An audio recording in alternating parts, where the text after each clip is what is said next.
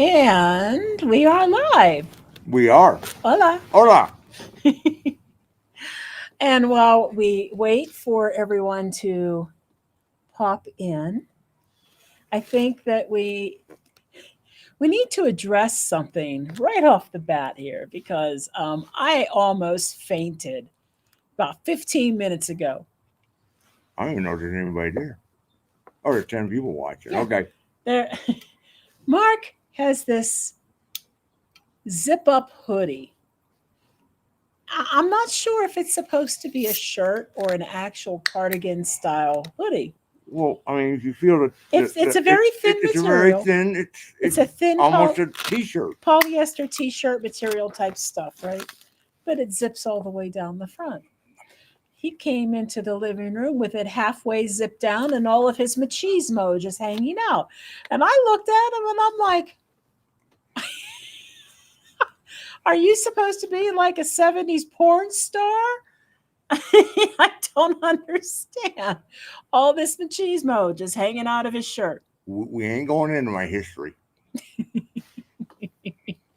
And then I'm like, should I get you a neck scarf to wear with it? No. And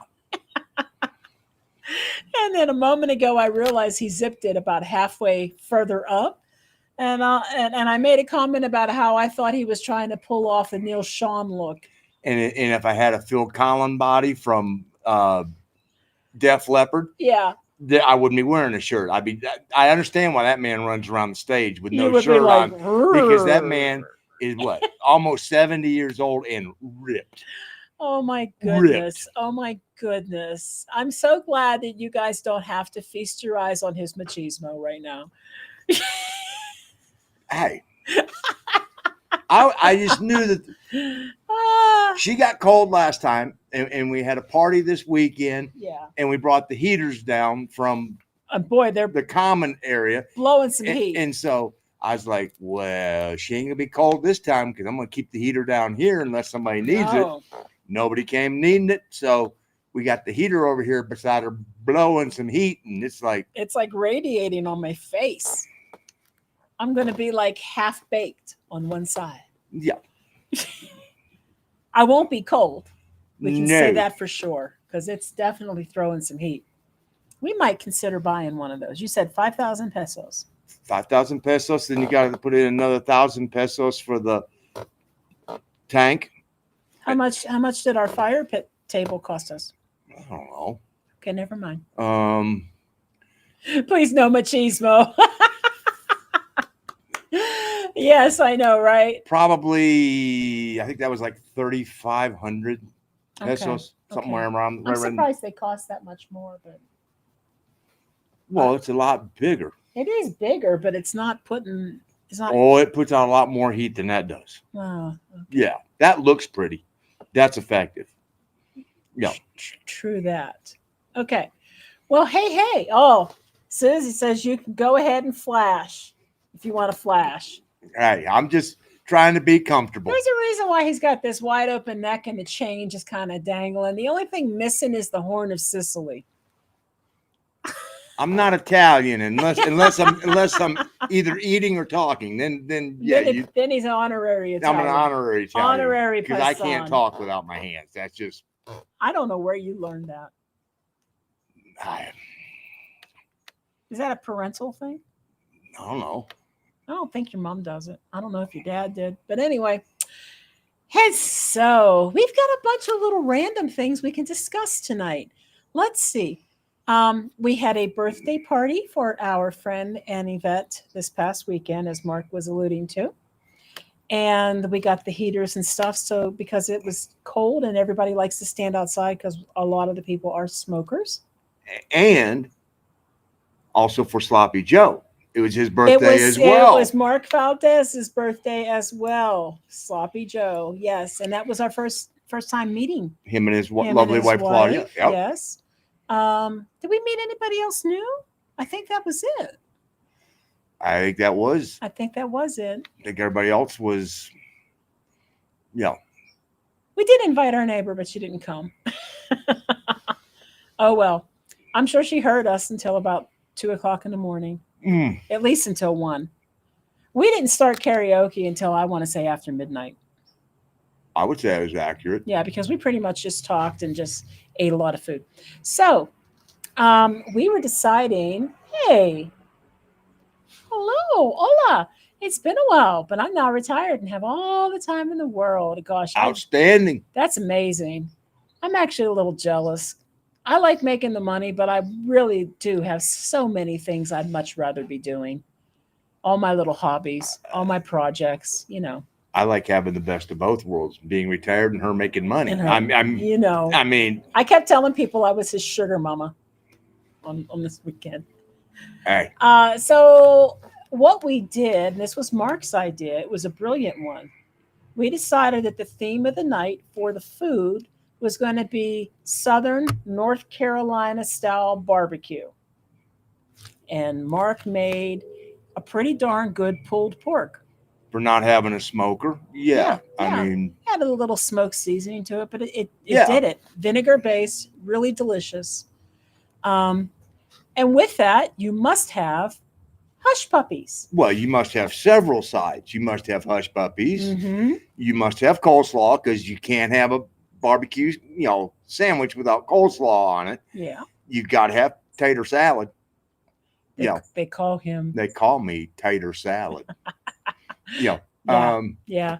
And then And banana and pudding. then wrapping it all up, got to have banana pudding. Got to have banana pudding. So I made my first ever batch. Guys, feast your eyes on this. My first ever batch of hush puppies. Yes, I did fry them.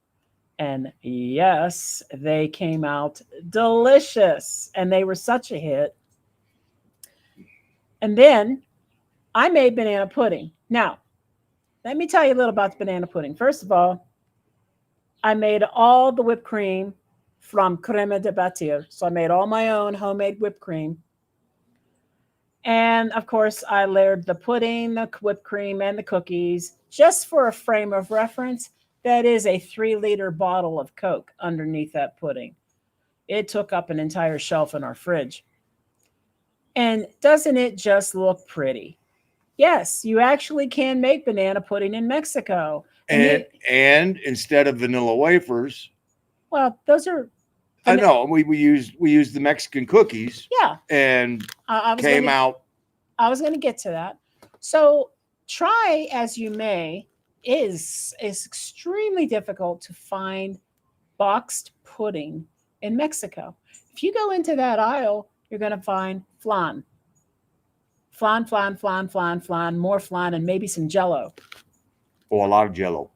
And no, I wanted pudding. Now, I had contemplated just making it from scratch, which you can do with some cornstarch and maybe some flour, some egg yolks, vanilla, et cetera, milk. And then it dawned on me, I could buy atole. So that's what I did. I bought packs of vanilla atole. I did not add as much milk to it. And I did add 3 or 4 egg yolks to it. And it made the best pudding.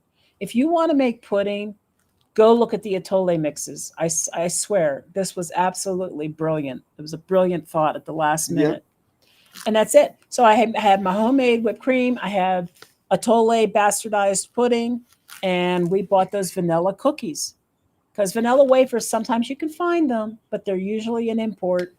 That means they're normally expensive. And these were the cheap cookies. I mean, HEB does carry a vanilla wafer, but I know. These were just regular, inexpensive vanilla Mexican cookies, and they worked perfectly. So the banana pudding was a hit. So, and then the coleslaw, we tried to make it as close to Kentucky Fried Chicken style, not Mexico's Kentucky Fried Chicken. No, U.S. Kentucky Fried Chicken, the creamy slaw dressing. That came out pretty darn good. Yeah, because you need that fine slaw to be able to spread across the top of your sandwich. Yes. So it was really impressively delicious, all of it. We kind of outdone ourselves. Yeah, well. And that pork was good. We still have some. We're going to freeze it. Yeah. I mean, that was. I mean, I got 3 kilos of pork to turn into the barbecue, and then took the bear claws to it and just shredded it up. I cooked it for about 48 hours in um, a slow cooker in our Instapot, and inside the actual, I made my own vinegar barbecue sauce, and bam, away we went. So Yeah, yeah. It was just really good. The only thing I would say is I would recommend buying hard rolls from the panaderia because yeah, they got a little they got a soggy, little soggy and it was quite a mess after a while to try to eat from them because this is such a vinegar liquidy based, you know. especially if you add any extra to it. I Yeah, mean, you're if adding a you know salt you to it and everything yeah, you else. put a little extra vinegar sauce on there to get a little extra bite on it, and It's got enough bite though, I whew, promise you. Boy, it's got bite right now. So that was the big party this weekend. Our lovely friend Annie, I think she really enjoyed herself. Hey, Landon, how are you tonight? yes, there was, you know, Pro football was one of those where some of the games were so frustratingly back and forth, back and forth, back and forth until the end. both weekends. And then you get to the Steelers, Well, I mean, my team. the Steelers and then the Seahawks game. The Seahawks game was a beatdown as That well. was a That was beatdown. just True. like 49ers. yeah, Yeah. and then Monday night's game was national championship was you know th- that was a great game to watch. The Indiana going for it on 4th and 5 inside the 10 and scoring a touchdown on it, and thank God they did. They Hmm. needed it, so it was a great game. It's fun to watch. Cool. So there are a few things that we need to bring up, some major announcements. We are 2 weeks out from the Mextranjero Meet Up in Ajijic. And Because things that have changed is and there's a few things. One of them is we came up with the idea that we're actually going to be there on Wednesday, so we're going to do our next live from there in Ajijic, and we're hoping we're going to be doing a sort of pop in, pop out live with a lot of the channels that are going to be there. Now we're still waiting to hear who's actually going to be arriving on that particular Wednesday. Some may be coming in on Thursday. We don't know. yeah, Um, it might just be us again. well, and the boys, Oh, are they going from to come over? truly remarkable life. Okay. So, it'll be a different type of thing, and we'll see who all is going to be actually be, because I think half of the KJ told me that half of the content creators are staying At our at our hotel. hotel, and Yeah. we called Arlene did us a favor and called the hotel, because I was like, I don't know if I can get through this on my Spanish on a phone, and so she called them and inquired about the Wi-Fi, and it was like they went, yeah, no, you can do video calls and all that. So we're like, okay, cross our fingers, hope That's good. that it's going to supply us enough Wi-Fi bandwidth that we're going to be able to do the live, and hopefully y'all are going to get to see some of the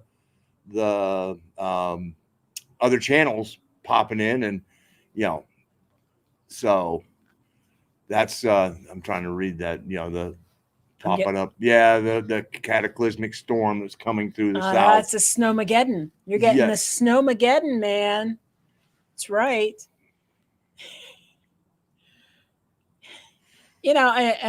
Okay, so here's a story. And no, it wasn't uphill both ways. I grew up east of Pittsburgh. My school district was Jeanette City Schools, and it was a walking district. We had no busing. City is being generous. No, not at the time. It was a third class city. They had over 15,000 residents. It was a city. Right now, it's like maybe 10,000 if they're lucky. But at the time that I was living there, it was a bigger population, and they had factories and industry. So that's why. But It was Jeanette City Schools. It was a walking district. We had 3 elementary schools that were spread out in different areas. We had a centrally located middle school, junior high school, and then the high school was way on the far side of town. So you either had to find a ride or you might walk into downtown and take the city bus out to the high school. But regardless, it's a walking district. Everybody around us is a busing district. And anytime we had really bad snow, everybody would get Snow days. snow days or delays, whatever it was, delays or just days off. Not us. Oh, no, no, no. We could walk in that, right? And I do remember walking to school with snow halfway up my thigh. And that memory has to be somewhere between the ages, based on where I was living when that happened, somewhere between the ages of second to seventh grade. So I want to think it's a little more toward probably like third or fourth grade at the time, probably fourth grade. Yeah. Anyway, I mean, but the snow up to your thighs is still pretty deep snow. And I remember my mom would cover our faces with a scarf. And by the time I would get to the school, there was all this ice and everything hanging on the scarf. Then you'd be looking like Ralphie's little brother Yes. in Yes. Christmas Story. Yes. And so, he likes to laugh and say, yeah, uphill both ways. No, we had a lot of hills. And in theory, yes, you did go uphill both ways because you had to go up hills and down hills and up hills and down hills to get to school. So in the snow with the hills, and it was cold. And that was my life growing up. So when I see these news reports about snow, when I moved to the South, I could not believe how much of a panic people would get into until I lived in the South and I realized that they didn't have the equipment to deal with weather like this. The snow removal equipment is that bright orange thing up in the Yeah. sky. I mean, Yeah. there's no point You in know, making a huge ice, investment. And Salt and brine. they would get, because I lived in Pittsburgh for 10 years. We get snow.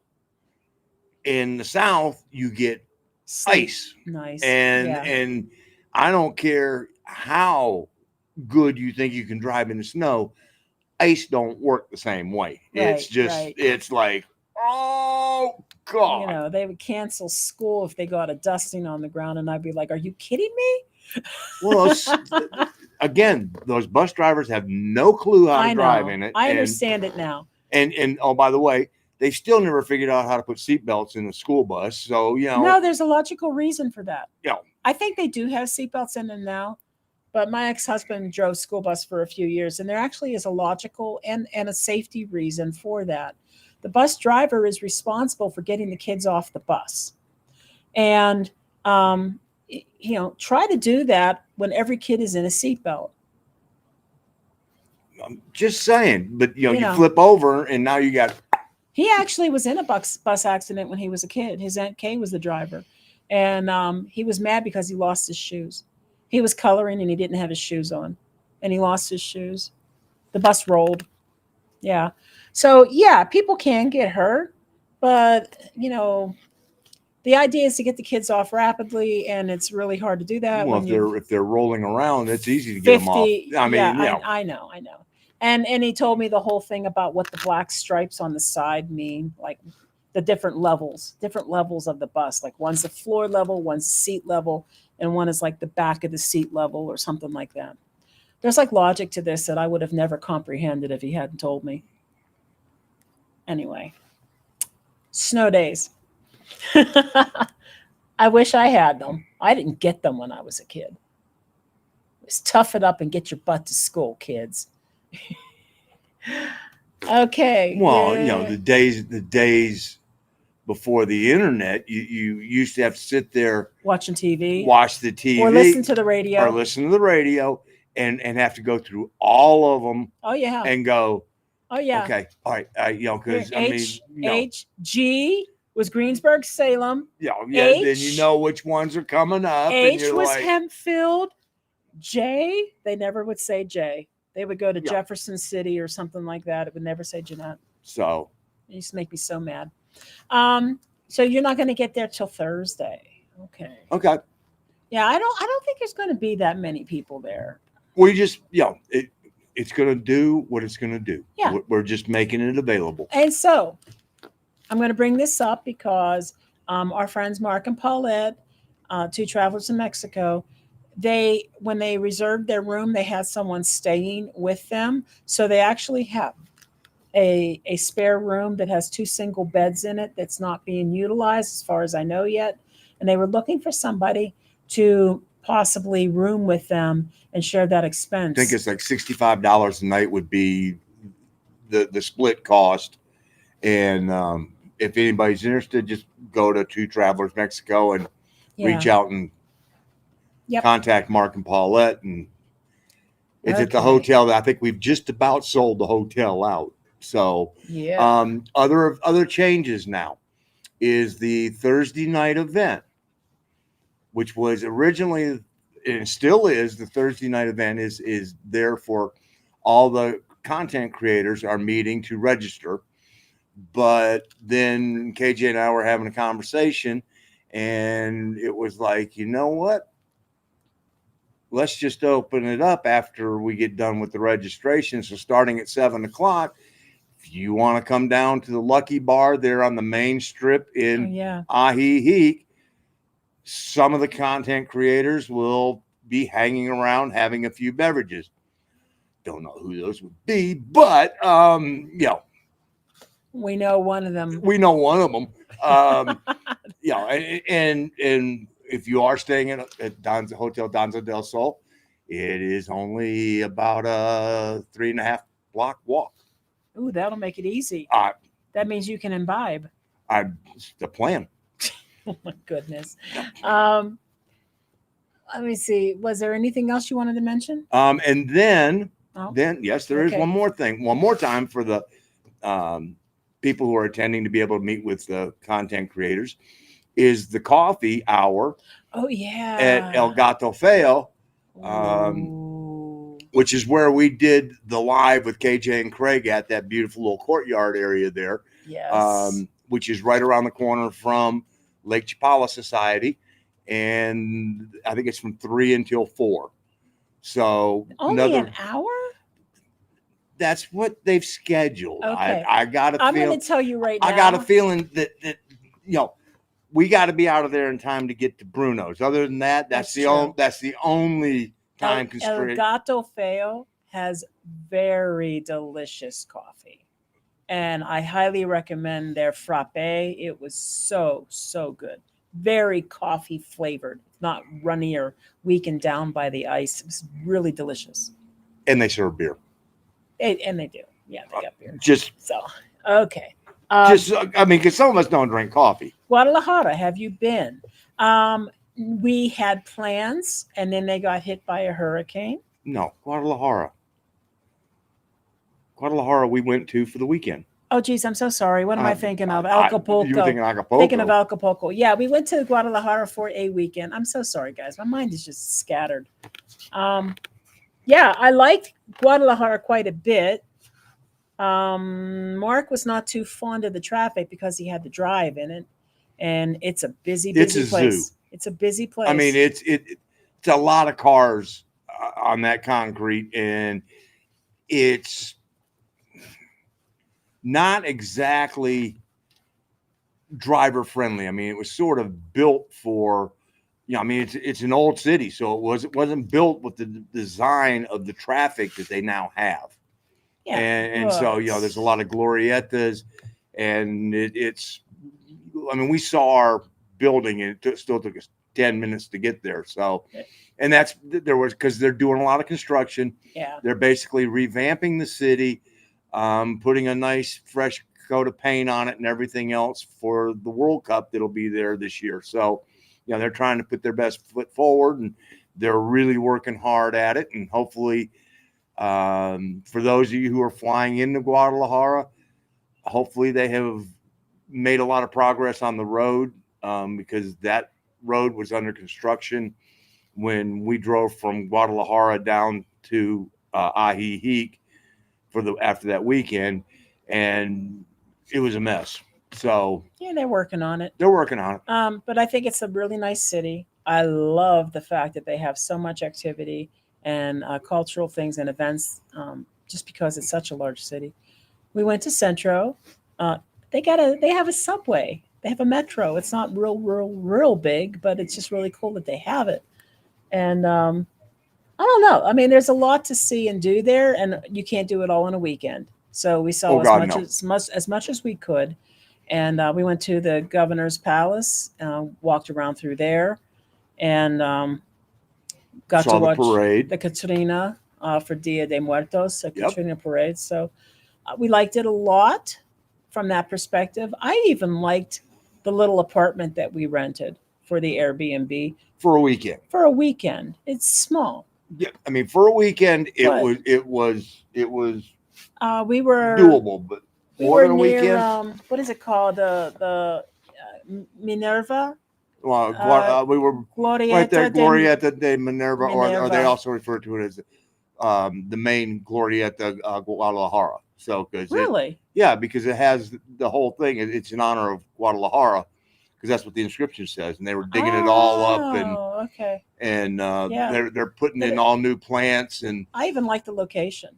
that we stayed. We were in walking distance to places to eat, and we took an Uber when we needed to get somewhere. It's just that because it was Dia de Muertos, they had the parades going on. It was difficult for the Uber to get us to where we needed to be because they had closed off roads and well, I stuff. mean, that whole weekend, I mean, there were closing roads for festivals here and there and every place else. So Hmm. it was a lot of things going on, which it's a city Hmm. that's big. I'm noticing flashing on I your. know, I see that. I don't know why. I swear, I think it's electrical fluctuations. I really do. Hey, Hello, Willie. Willie. Willie, we missed you this weekend. You missed some good food, buddy. Um, and for the winter, it's we'll be fine if the electricity doesn't go out for days. Yeah, yeah, and that's going to mess up a lot of stuff if it does. Hopefully not. Hopefully not. Chicago is getting bitter cold and some snow, but no Nah, ice. Mm, not missing those temperatures. not missing that at all. Nope, nope, nope. Nope. And we had a week off after the blizzard of '79 in Chicago. You know, I wonder if that's the same snow that I remember, because that would have put me right in that right age range that I was thinking about. That would make me about 10. That might have been it, because that would have me in about fifth grade, Um, roughly. I started school when I was 5, so yeah, first grade. we didn't have it in the South, so I mean, Yeah, I don't remember, but are we driving there? Yes, we are. yes. I mean, it's only 3.5 hours. Yep, yep, yep. It's not a bad Oh, drive, I miss some people. and it's going to be a whole heck of a lot easier, just because we're only going to be there for 5-6 days. So, you know, all the clothes, one suitcase, lighting kit, Mm, one bag, computer bags, and then anything else we need. And it won't take a whole lot of space. It'll be bing, bang, boom, done, out. done. Out. Hi there, guys. We're looking forward to seeing you again Yeah. soon. Yep. Okay. And Doña Sue. I don't care about Acrobat updating.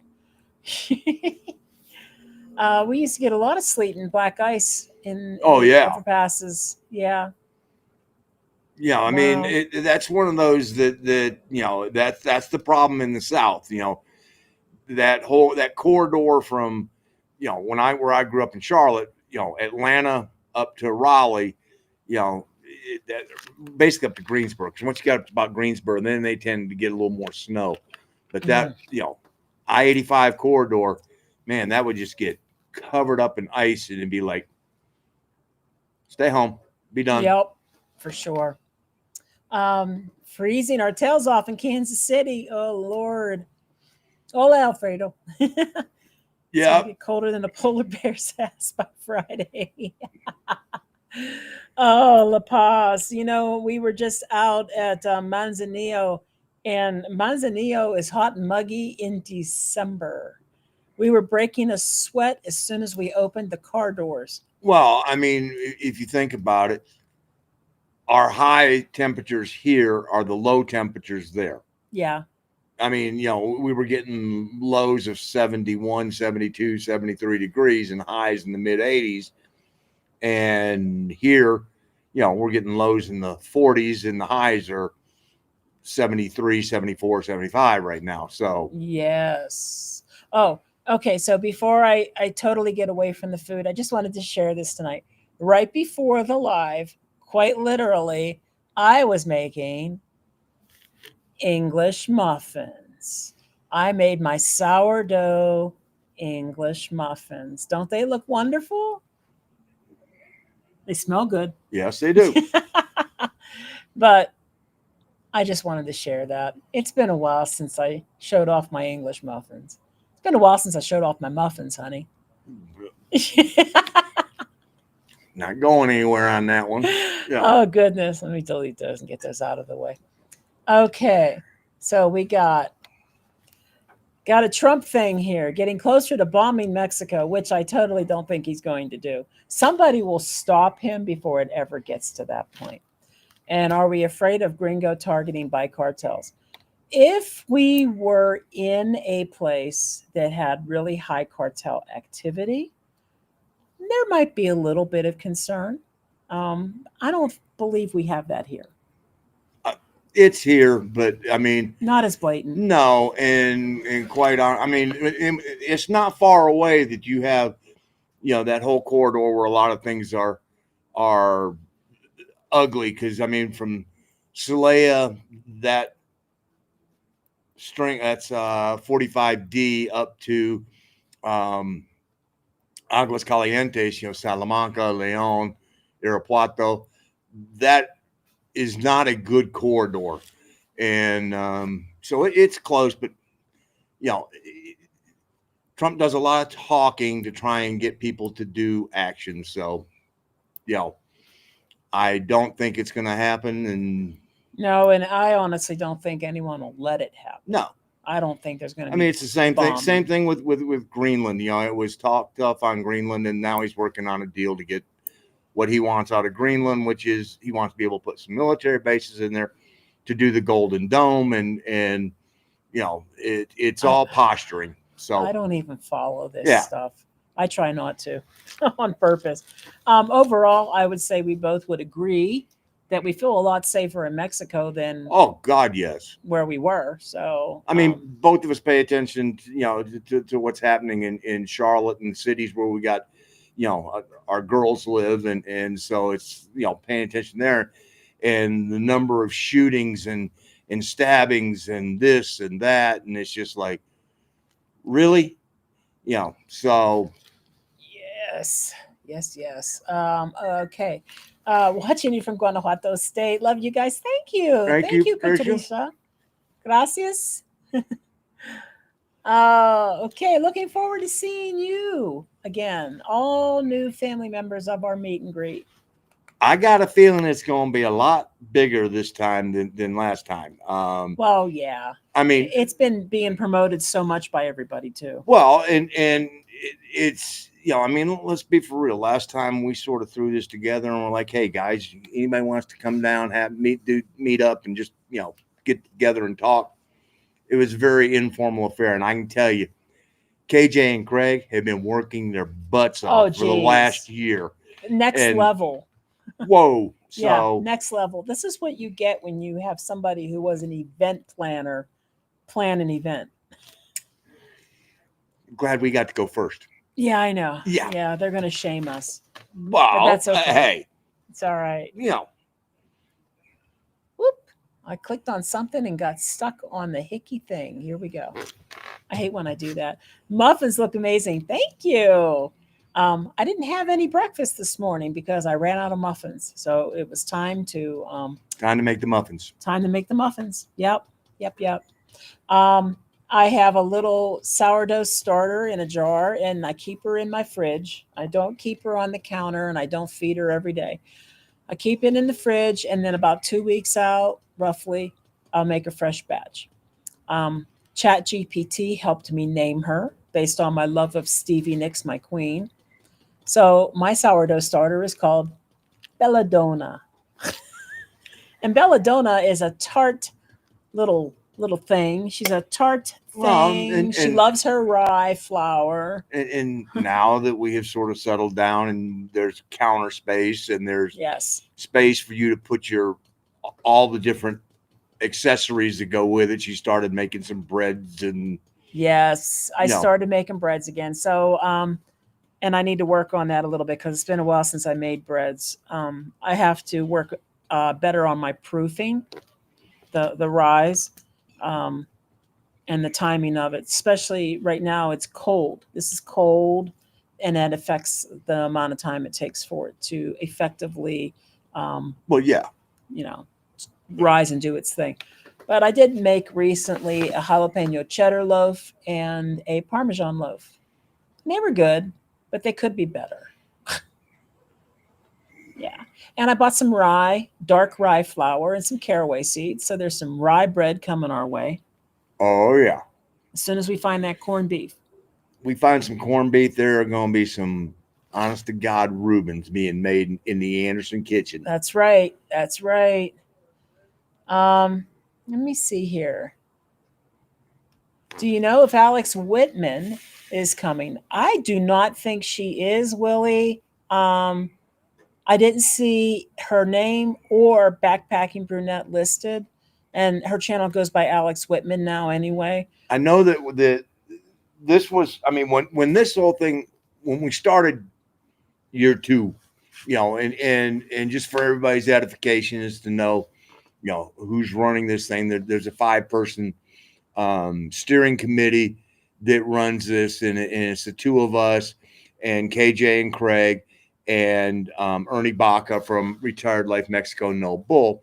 And unfortunately, Ernie has he and Yami are going to a wedding in Cancun. Gee, that was the same weekend. So, and wouldn't want to be in Ernie and Yami's shoes for the last year because they've had some trying events, inside the family as far as health issues and things like that. So Ernie was basically like, even if we weren't going to the wedding, I'm not sure if we could even go. So hopefully, and Ernie is hoping to be able to go to year 3. So, but so the 5 of us, it will basically this year, the 4 of us were bannering about, and we sent basically invitations to just about every Mexican channel that we could come up with. And then I think we got responses to, or positive responses from about 17 or 18 channels. And since that time, I think that we've had a couple that have, for some reason or another, had to cancel. And I think we're down to 15 or 16 channels that will be there. Don't remember. I know we sent an invite out to Alex, but I don't think. I don't think she ever made it on the poster. The best way of finding out is to go to the Facebook event page for Mextranjero 2026. And I think that KJ has been, because he's sort of responsible for keeping that thing current.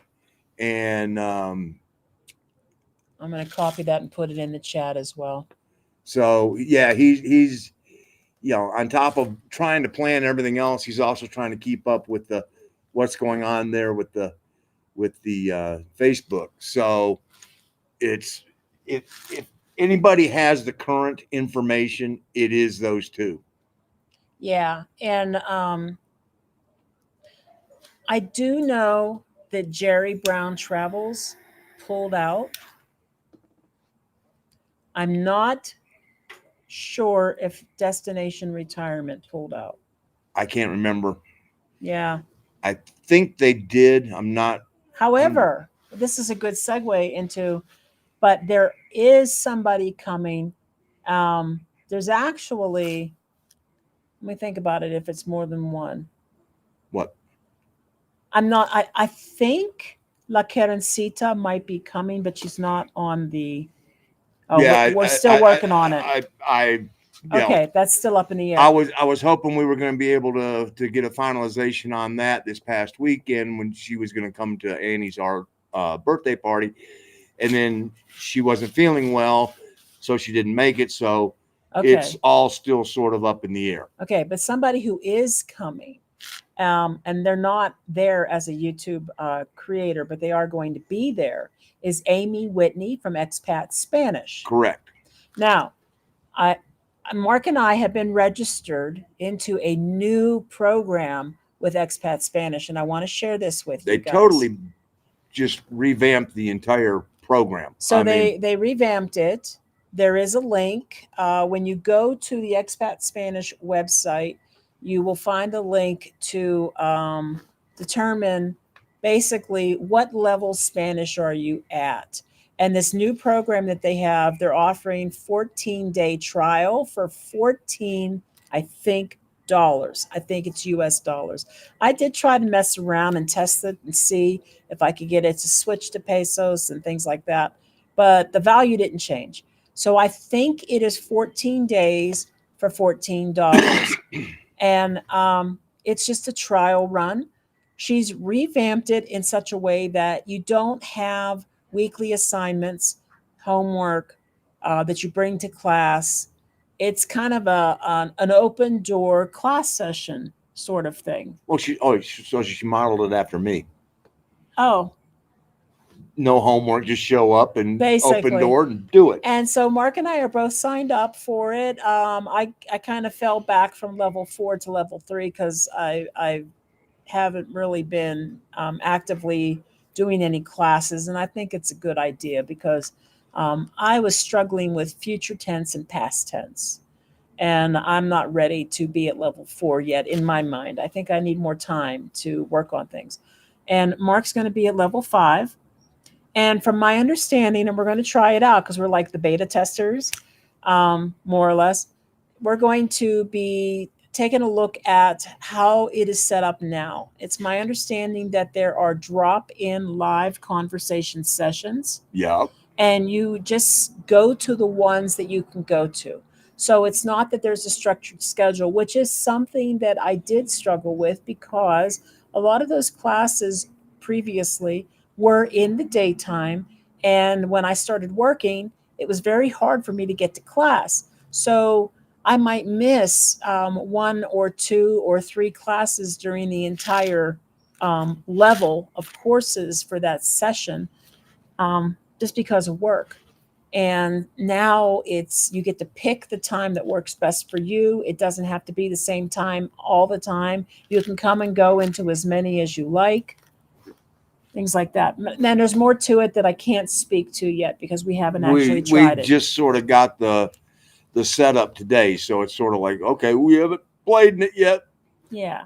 So if you guys are interested, at the bottom of our videos, there is a link for Expat Spanish. Just follow that link. It'll take you straight to the site. And Amy is going to be there, so if you have questions, yeah, so she's going to be at Mextranjero. She's going to be at Mextranjero. She's also going to be joining us at Bruno's. Yep. Because when she found out, that we were raving about the prime rib, she was just like, I haven't had that in decades. She wants some cow. She wanted some cow.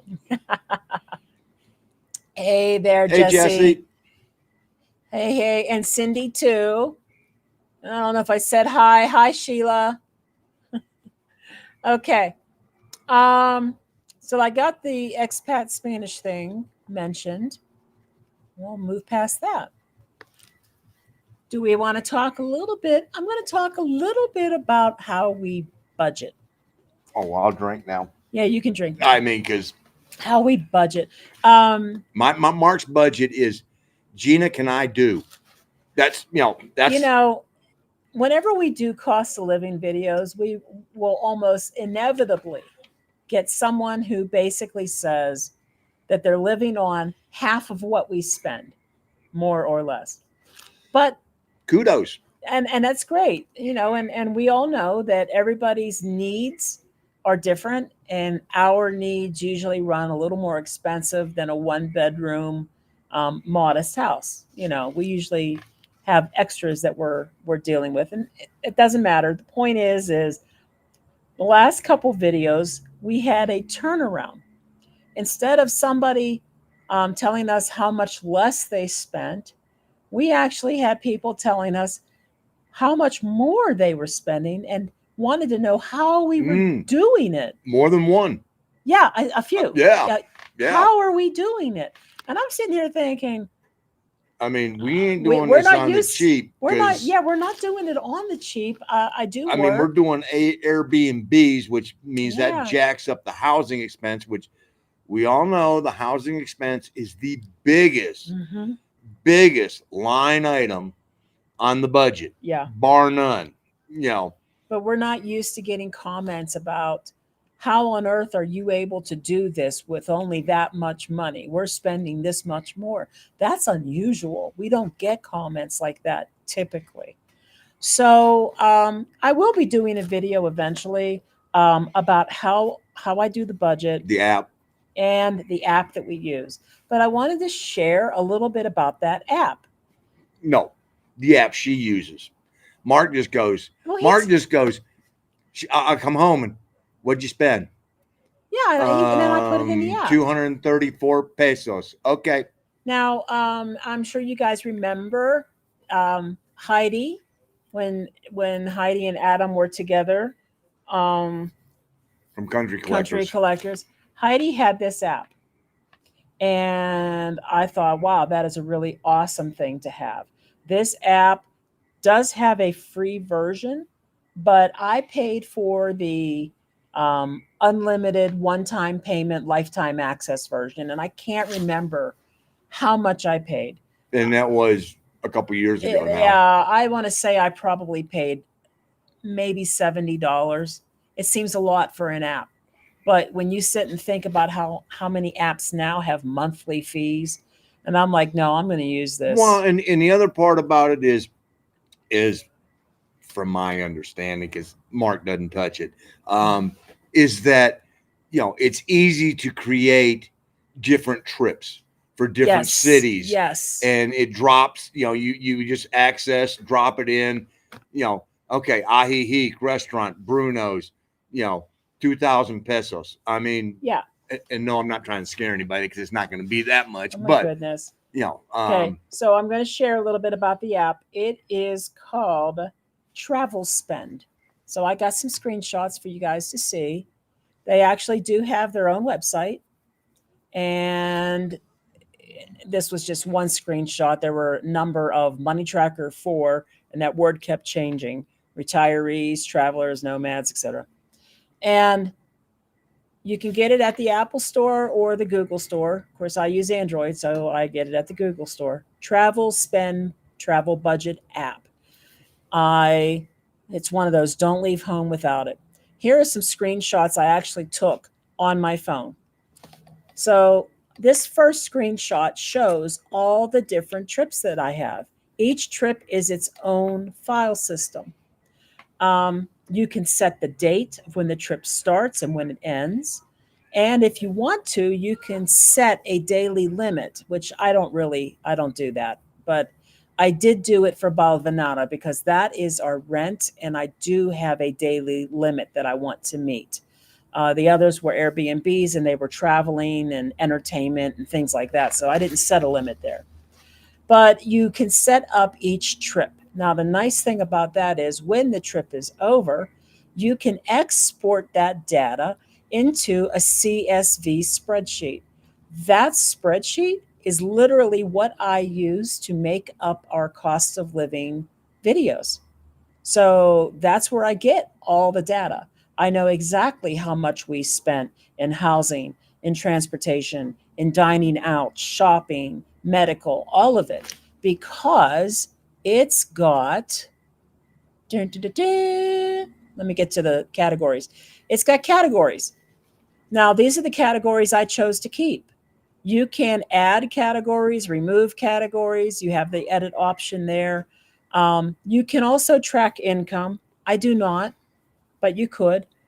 And when you are entering your data, you just pick the trip that you're on and you hit that little plus sign and you start adding.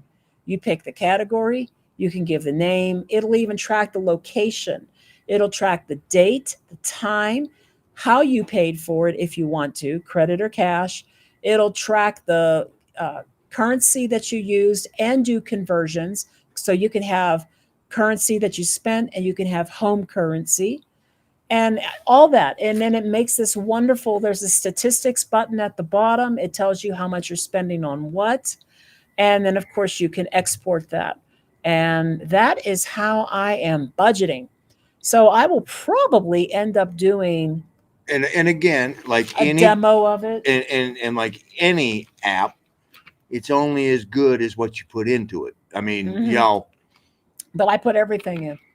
If we stop at an Oxo for him to go to the bathroom or something, if he buys a Coke, it's in there.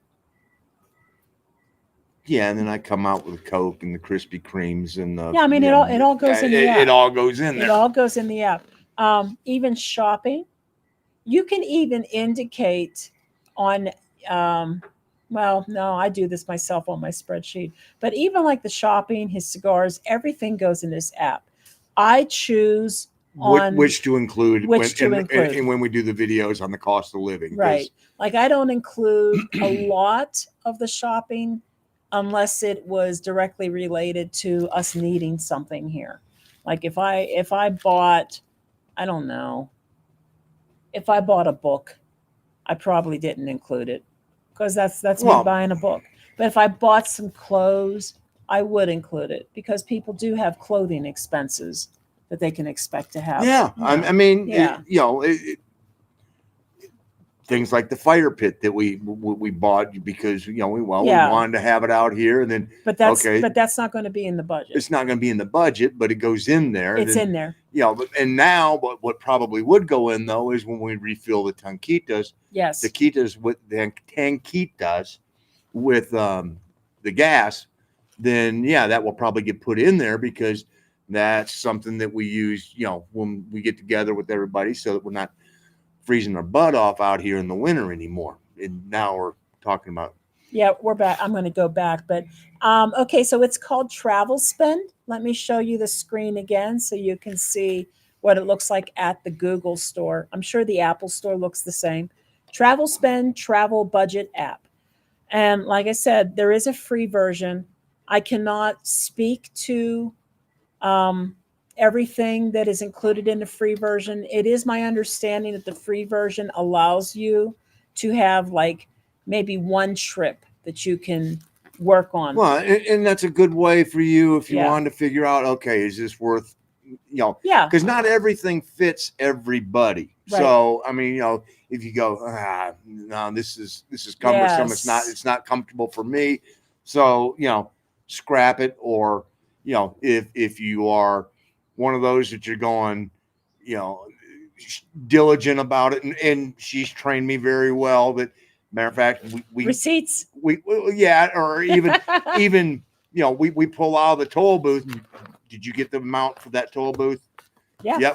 Yep. So I mean, I put everything in there, everything, and it's easy because it's right in your hand. It's in your phone. It's easy. Like I used to budget all the time. I would keep my receipts from grocery stores, this and that. And then I'd sit down on my laptop and I'd enter everything in. Do you know how many times I would forget something? It was inevitable. But when you have it on your phone like that, you just tap it open, enter it, done. It's that easy. And I know it's in there. And the other part of that is we have sort of trained ourselves, both of us, that to go, okay, if I happen to go to the store without her, I bring the receipt. It goes on the island in the kitchen, and it's there so that if she goes, how much did you spend? Boom. Yeah. And that's how I know that when we do our cost of living videos, we have accurate information because I'm getting it right out of my app. I have my app with me on my phone. My phone is with me all the time. Everything goes into it. Yep. So there you go.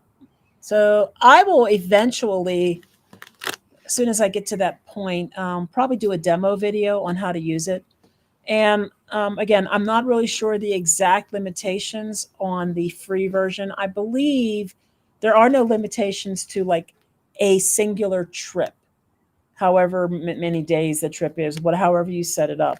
I think there's a limit when you want to do multiple trips, possibly. But I don't know because I liked it so much. I was like, Psh, I'm doing lifetime. I'm just going to get lifetime and I'm going to always use it. Be done with it. And that's how it is. If you think about it, I've had it for at least 2 years, even if it was $70 and I can't remember what it was. It's $64.99. Oh, thank you. So with tax. Don't thank me. Thank Jesse. Thank you. Yeah. Lifetime access. And so that's like less than $35 a year for the last 2 years. It's and that number's only going to continue to go down. Well, so it's zero now. Right. No, I mean the annual price, as far as what we have gotten out of it. So no, it's a fantastic app.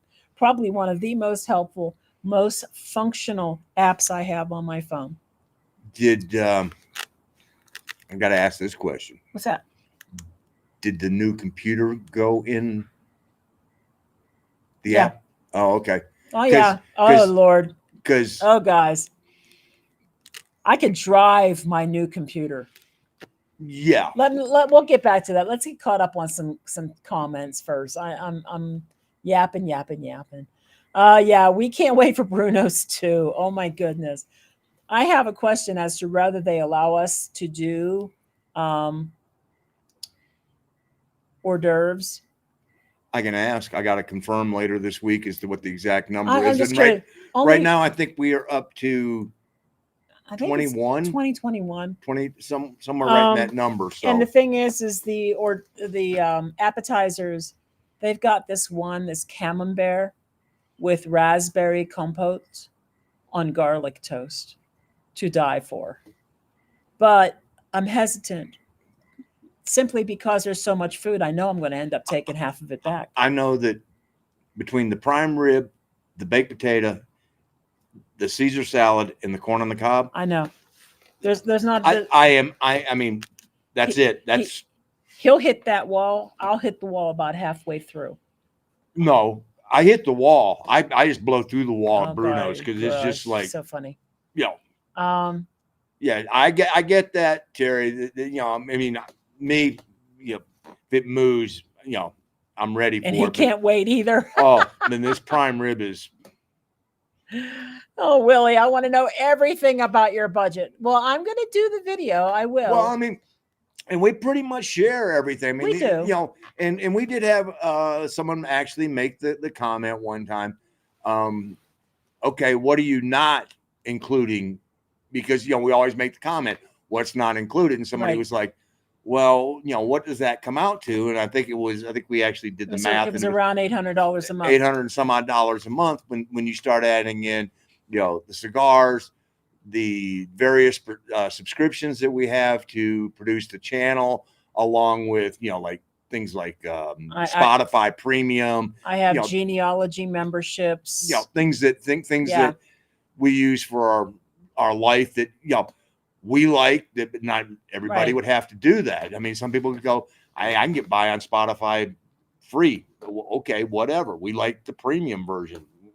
It's just so, then the storage unit back in the US and the biggest two are the storage unit and my cigars. That's on a monthly basis. Yes. Because I have the unlimited ancestry.com, and that's running me a little over $400 a year. And then depending on how I feel about their pro level tools, that'll be about $10 a month. But I tried the trial for $7 for the first month to see if I like it. So I don't know, but that adds up. I mean, the memberships to assets to run the channel. So these would be video assets, lower thirds, screen transitions, music files, restream. All of those things run around $90 a month, basically. His cigars run around $300 a month, roughly. Yeah, so those are things we don't count because not everybody smokes cigars. Most people are not video producing. Some people don't spend money on genealogy. Not everybody's got art memberships like I do. Like I'm a member of the Colored Pencil Society of America and things like that. Like these are expenses that are personal to us. So yeah, we just typically don't list them. Well, and we don't include traveling mailbox. Traveling mailboxes, storage units. Yeah. Yeah, none of that stuff. So, okay. Hey, Vicky. How you doing, honey? You missed some good barbecue food this weekend. We'll do it again when you get home. Hey, Hola Bruno, Cold, Massachusetts. I believe it's. Congrats on the Yes, patch. So there you go. Thank you for putting that list again. If anyone is wondering, there it is. It costs $64.99 plus tax. So it was close to About 70 70. bucks. It was close to 70. I wasn't too far off. All right. Okay. I saw your budget living well in Mexico. Yeah, we are. And you know, it's partially because I do have income coming in U.S. dollars, and that makes a huge difference. Wish it made a bigger difference, but you know Yeah. the exchange rate has sort of been, but yeah, but you know, yeah. I mean, I looked at a couple of the people who do forecasting for 2026, and most of them tend to agree that it's probably going to be remain steady between 18 and 20 for the year. So I'm like, well, the closer it gets to 20, the faster, the better it'll be. Was But 17 and a half I know. Today, something like that. I was in the kitchen cutting up our pizza. Hey, we had pizza tonight too. That's our normal go-to meal for, Yeah, because it's easy. It's quick, simple. Can you cut the lights a little bit? We're kind of. They're as low as they go, baby. Are you for real? I think so. How did we do this last time? I don't know. Hold on, let me get ready. It's probably gonna go. Aye! The light! Just.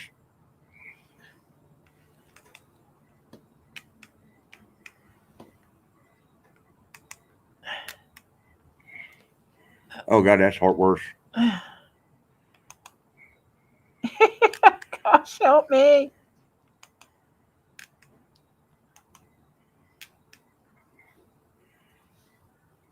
That's all I got. Why is it so bright tonight? I don't know. It was good not long ago. I don't know. I thought you found the secret. I thought I did too. All right. Anyway, yeah, we are doing Bruno's for sure. That's not changing. 7 o'clock seating on Friday night. Yes. I live for 1,000 in Veracruz. Yeah, I mean you can. Most of the time when we're on an Airbnb, it's been pretty clear that the Airbnb costs twice as much as what the rent would cost. So our expenses are inflated mostly because of Airbnb rates. But you could definitely live for 1,000 in places. And it also depends on what it is you need, what you have, what you want. Mm-hmm. We needed extra space because we have a lot of things that we travel with and we need a place to put them. So usually we have an extra bedroom that we need. We need a place for me to be able to work, that's not in his way. We need a place for secure parking. Usually that means some kind of garage off street if possible. Somewhere. We need a king bed. We need a king bed, and those are hard to come by. Yes. Believe it or not, king beds are not easy to find. And Airbnbs are furnished. Not most rentals are not. Some rentals are for sure. Most rentals are not furnished, which means you're also not just going to have to go buy furniture, but you got to go buy a refrigerator, for example. So, there's those expenses too. If you can. Perfect segue though. This weekend's video is about renting in Mexico. Yes, it is. just thought I'd. Very good. But hey, Yes. We have 2 videos coming up in the next 2 weeks. Both of them are interviews with Lise and Romy from my place at Querétaro. And the first video, it's kind of long. I tried to trim it down, but it's full of good content. It's literally about the rental process, the legal parts of it, the services that they offer, in addition to what a normal realtor would offer for rentals and rental contracts. The video the week after, the following weekend, is going to be about buying property in the Querétaro area. And a lot of it pertains to Mexico in general, but their concentration is strictly in Querétaro, and that's what they know. And that's where they're speaking. Because there are variations from state to state to state as far as, what's required, what's not. A lot of things are a little easier in some of the gringo enclaves, be it, the QR, Ajijic, PV, BCS, all those things, there's going to be nuances to everything. So they can really only speak to what goes on here in Querétaro. But oh, this is cute. I just got a new laptop a couple weeks ago, and this morning I was wiping some smudges, probably cat nose marks. That's adorable. Off the screen, and realized it was a touch screen. Yes, Mark's got a touch screen. The last time I had a touch screen was when I had a Dell Inspiron, which is what I have. Which is what he currently has. When I started editing videos, I decided that the best route to go would be a serious gamer's computer because I need the high GPU and things like that for video processing. And so, display and all that works really well with gaming laptops. So I got an Alienware. Now, and this is why I said I'm going to be driving my laptop. My Alienware computer that I got 4 years ago, at that time, before they added taxes, was about $4,500 US, the most I had ever spent in my life on any computer. And I was used to spending less than $2,000 on the Inspiron models. But the Inspiron models didn't have the oomph that I needed for video processing. So logistically, I was like, well, I've had this Inspiron for about 7 years. If the Alienware lasts 7 years, then it would have paid for itself. Well, it's lasted 4. It's still working, but I'm noticing little things. The little gremlins are starting to pop up. There's little things happening. And this is the computer that she uses to earn her living. So it's one of those where it was like, get what you need. Because, don't get chintzy on this. This is how you make your living. We need to have, and we're not talking about living from YouTube. We're talking about, real job. So basically what's happening to the laptop, it might be related to electrical fluctuations in Mexico, but I don't know that for sure.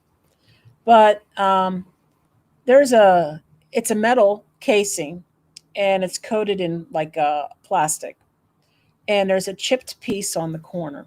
So the metal is exposed on that one corner. I could lay my face down and touch my cheek on that metal or lay my hand on that metal, and it shocks me. I literally can feel it. He doesn't. I do. It's like putting your tongue on a 9-volt battery, that kind of thing. I noticed that about 2 years ago in Merida. Now, lately, I wasn't able to get one of my USB ports to be stable enough to stay connected. And then one day, it just didn't work anymore.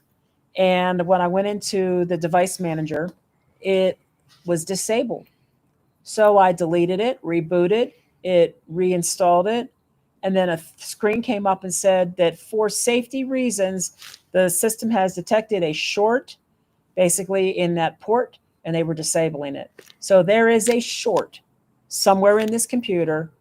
Or it thinks there is. Or it thinks and it doesn't matter if there is or if it thinks there is, that's all that matters because it's going, we're shutting it down. Yeah, so it turned off the port, so I'm missing a port now. And that has made getting things connected the way I need to connect them difficult. In addition, I have two 34-inch curved monitors.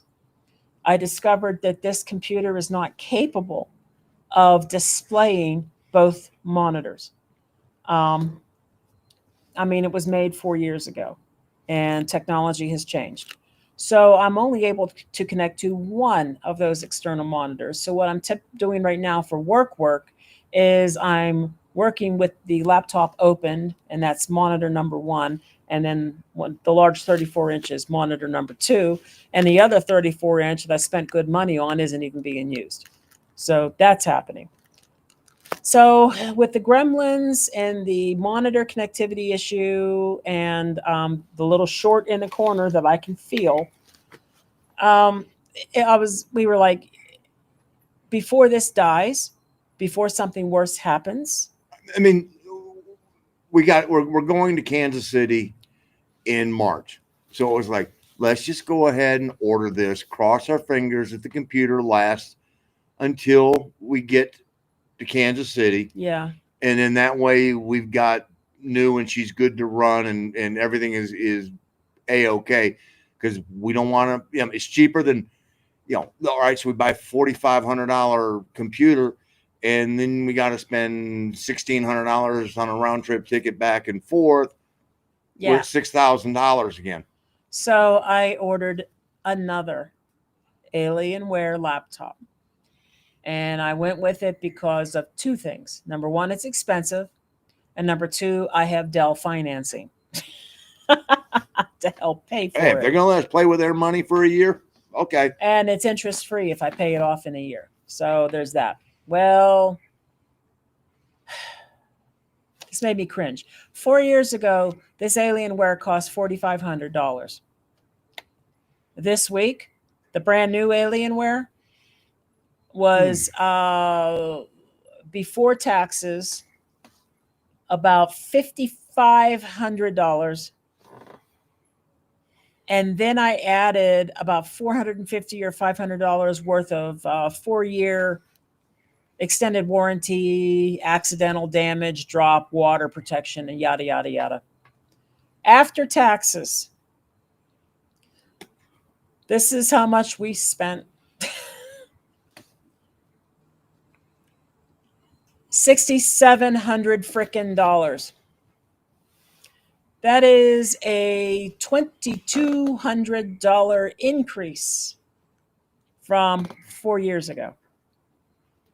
I could have bought a car with that. But it's an 18-inch, has a numerical keyboard built in. Thank God. It's it's a NVIDIA GeForce 5090, which is the top of the line.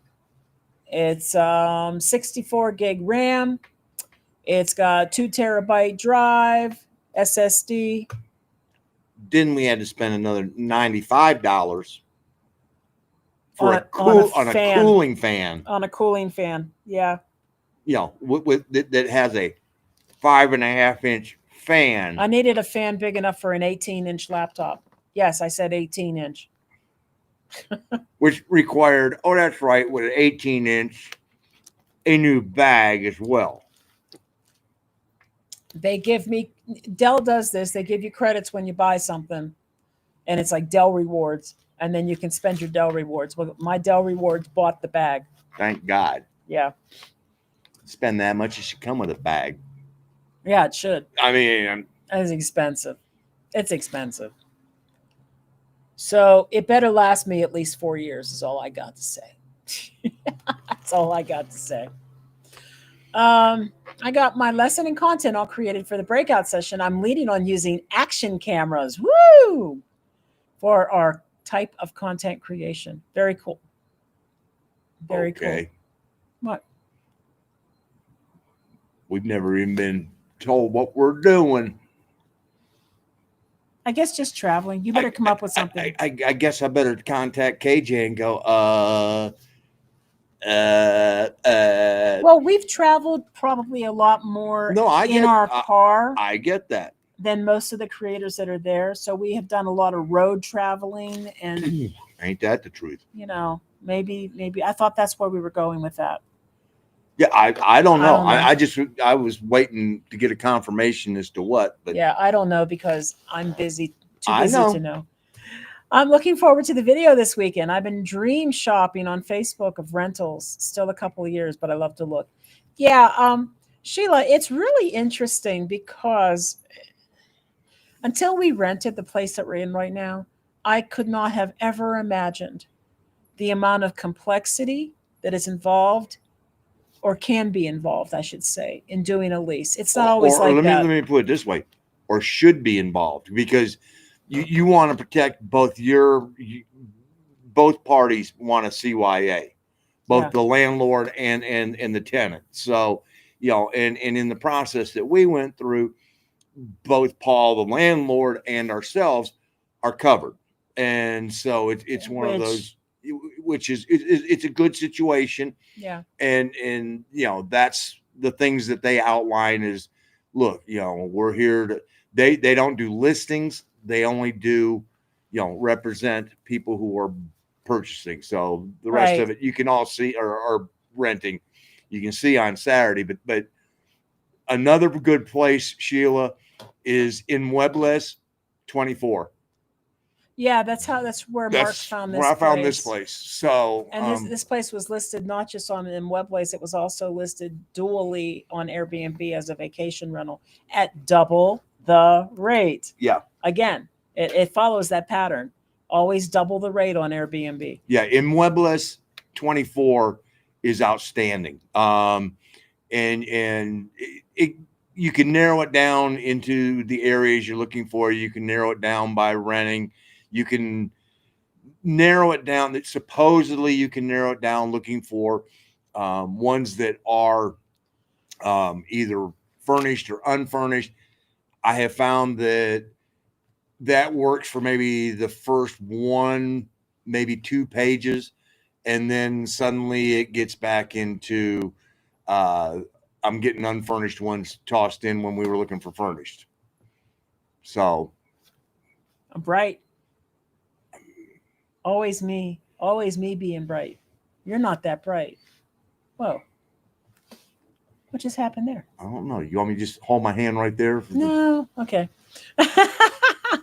Anyway, you know, just to mention real quickly too that their process includes the polisa jurídica, which I know Willie on here did not have that, and it is a little bit of an extra expense, but it's only 1/3 of a month's rent. Yeah.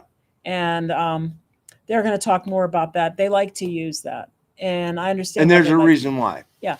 But I will say again, it was an interesting scenario because it felt like you were at a closing for a mortgage. Yeah. There was that much to sign and that much paperwork and documentation, and how very, very, very detailed the lease agreement was, and it needs to be, because in Mexico, if it's not listed in your lease, it doesn't exist. If you had a conversation about something, there is no gentleman's handshake. It must be in the lease, or you're not really going to have a leg to stand on if there's a disagreement as to whatever it is. Yeah, you don't want to get into that disputing issue. So yeah. So that is this weekend. And again, like I said, I tried my very best to trim that video down because I know long videos are hard for people to watch. It's hard for me to watch, but it's about 45 minutes. It's about the best I could do. I had over an hour worth of stuff, but we got to trim down to about 45. Well, but the hardest part there is we didn't want to shortchange you on the information, because it's valid information. So yeah, it's long and it's painful, but that's Are you all right? No, I'm just trying to see who that's from. It's Amy. Oh. Amy Whitney. Oh, okay. So we want to make sure that you guys got all of it. So All right. So, Tom, you are I know arriving on the 3rd. Okay. Instead of Philly to get there in the afternoon in almost a year. Yes, it has it been. has been, and we get there I think on the 4th. All right. Cool. Um, We're not in the preferred location like so Tommy is. for But video editing, M Mac Air at 1500 will outperform any PC costing double. Well, there's only one problem there. I don't do Mac. No Well, Apple. that's one of it. But the other part is she needs it for work, and what she does for work Yeah. is PC based, Yeah. and so it's a dual. It's one of those dual applications, and she doesn't learn the learning curve. She's ridden that ride, and the thought of doing it again. Yeah, No. I'm not switching to a whole new file system and everything else. So I appreciate it. And Let me try something. yeah, please. Thank you. I'm dying over here. uh yeah, I'm not an Apple person. I never have been. No matter how much they tried to convince us in high school that this was the way to go. And there's a reason why a lot of Hollywood people do use Apple. I'm using Premiere Pro by Adobe, and it is one of the top of the line professional applications that is used by movie makers around the world. And I mean movie makers at Hollywood level. It's got a huge learning curve. I'm still learning how to use it. Um, I know that there are lesser expensive versions that are available, like DaVinci, but I'm invested, and it's one of those things where you kind of catch 22 because if you ever want to go back and edit anything after the fact, you cannot do it with the file structure of one program with a different program. You're done. Especially 400 videos down the road. I mean, Right. it's one of those Yeah. where it's like, But okay. I'm good with it. See, I've had an Adobe membership now. So I had oh my Adobe. God. I had Adobe before they did the memberships, and I Back when you used to have to buy the suites, and Right. and then And you crack the suites. I took advantage of the Adobe memberships at a student level, which was literally half the price. And I rode that discount for 10 years. So they finally went, you And ain't then still a student. and all you had to do was show them student ID or a college tuition bill. And with a continuing education. I know. even signed up for a class that I never even freaking went to at the community college just so I could show my tuition bill and get my 50% discount for the next 2.5, 3 years after that. But eventually they were like, no, you've been doing this for 10 years. You're now paying regular rate. So it to me, I think it costs a lot. It does. It does. It's like $65 a month after taxes. I think that's a lot. And to be fair, that is most of that $90 a month. Yeah, I mean, it's in the software. I mean, because a lot of the other services that we use, some of them offered, lifetime buy-ins at $79.99. Yeah. If it was something that she used, for, if she was like, wow, I like the music on here, da da da da da da, and they were like, you can do it at $9.99 a month, or you can pay $99 and a one-time fee. And it's like, hold on, 10 months worth of it, and I get it for the rest of my life. Yeah. And there's some that she has purchased that, I think it was not too long ago that you sort of went through and did a purge of going. Yeah, I canceled one of them. Actually, I canceled two of them. Yeah, I know. I canceled Free Pick, and I canceled somebody else. I can't remember who right now, but the Adobe thing is just one of those things that I'm always going to use it. And I have been using things. I have to go online sometimes and learn how to use some of the features. I've used Audition for music editing. I've used After Effects just to do some cool little video tricks. Not a lot. I've used Dreamweaver Yes. for website design. I actually took a class on Dreamweaver way back when, which was one of the ways I got a discount on the program at the time. Um, I write HTML code by scratch by hand and a little bit of CSS, but I would use Dreamweaver to check my code, check the sites, multiple browser types, things like that. So I use that. And I also use, I don't use it as much. I used to use Lightroom for some minor video editing. I find myself more and more getting into Photoshop, which I avoided for years. I have an old Jask Paint Shop Pro, and I do mean it's old Oh yeah. because Corel bought Jask, and I don't even know what year that was. It's got to be at least 15 to 20 years old. This software that I have. Maybe older than that. It was the last version they had before Corel bought them. That was 04. And yeah, so they're 21 years. And I Not that I remember. faithfully would use Paint Shop Pro for everything. I avoided um, Photoshop because I thought it was overly complicated. And it was. And it was. But I have eased into it, and now I actually like Photoshop better. I could do a lot.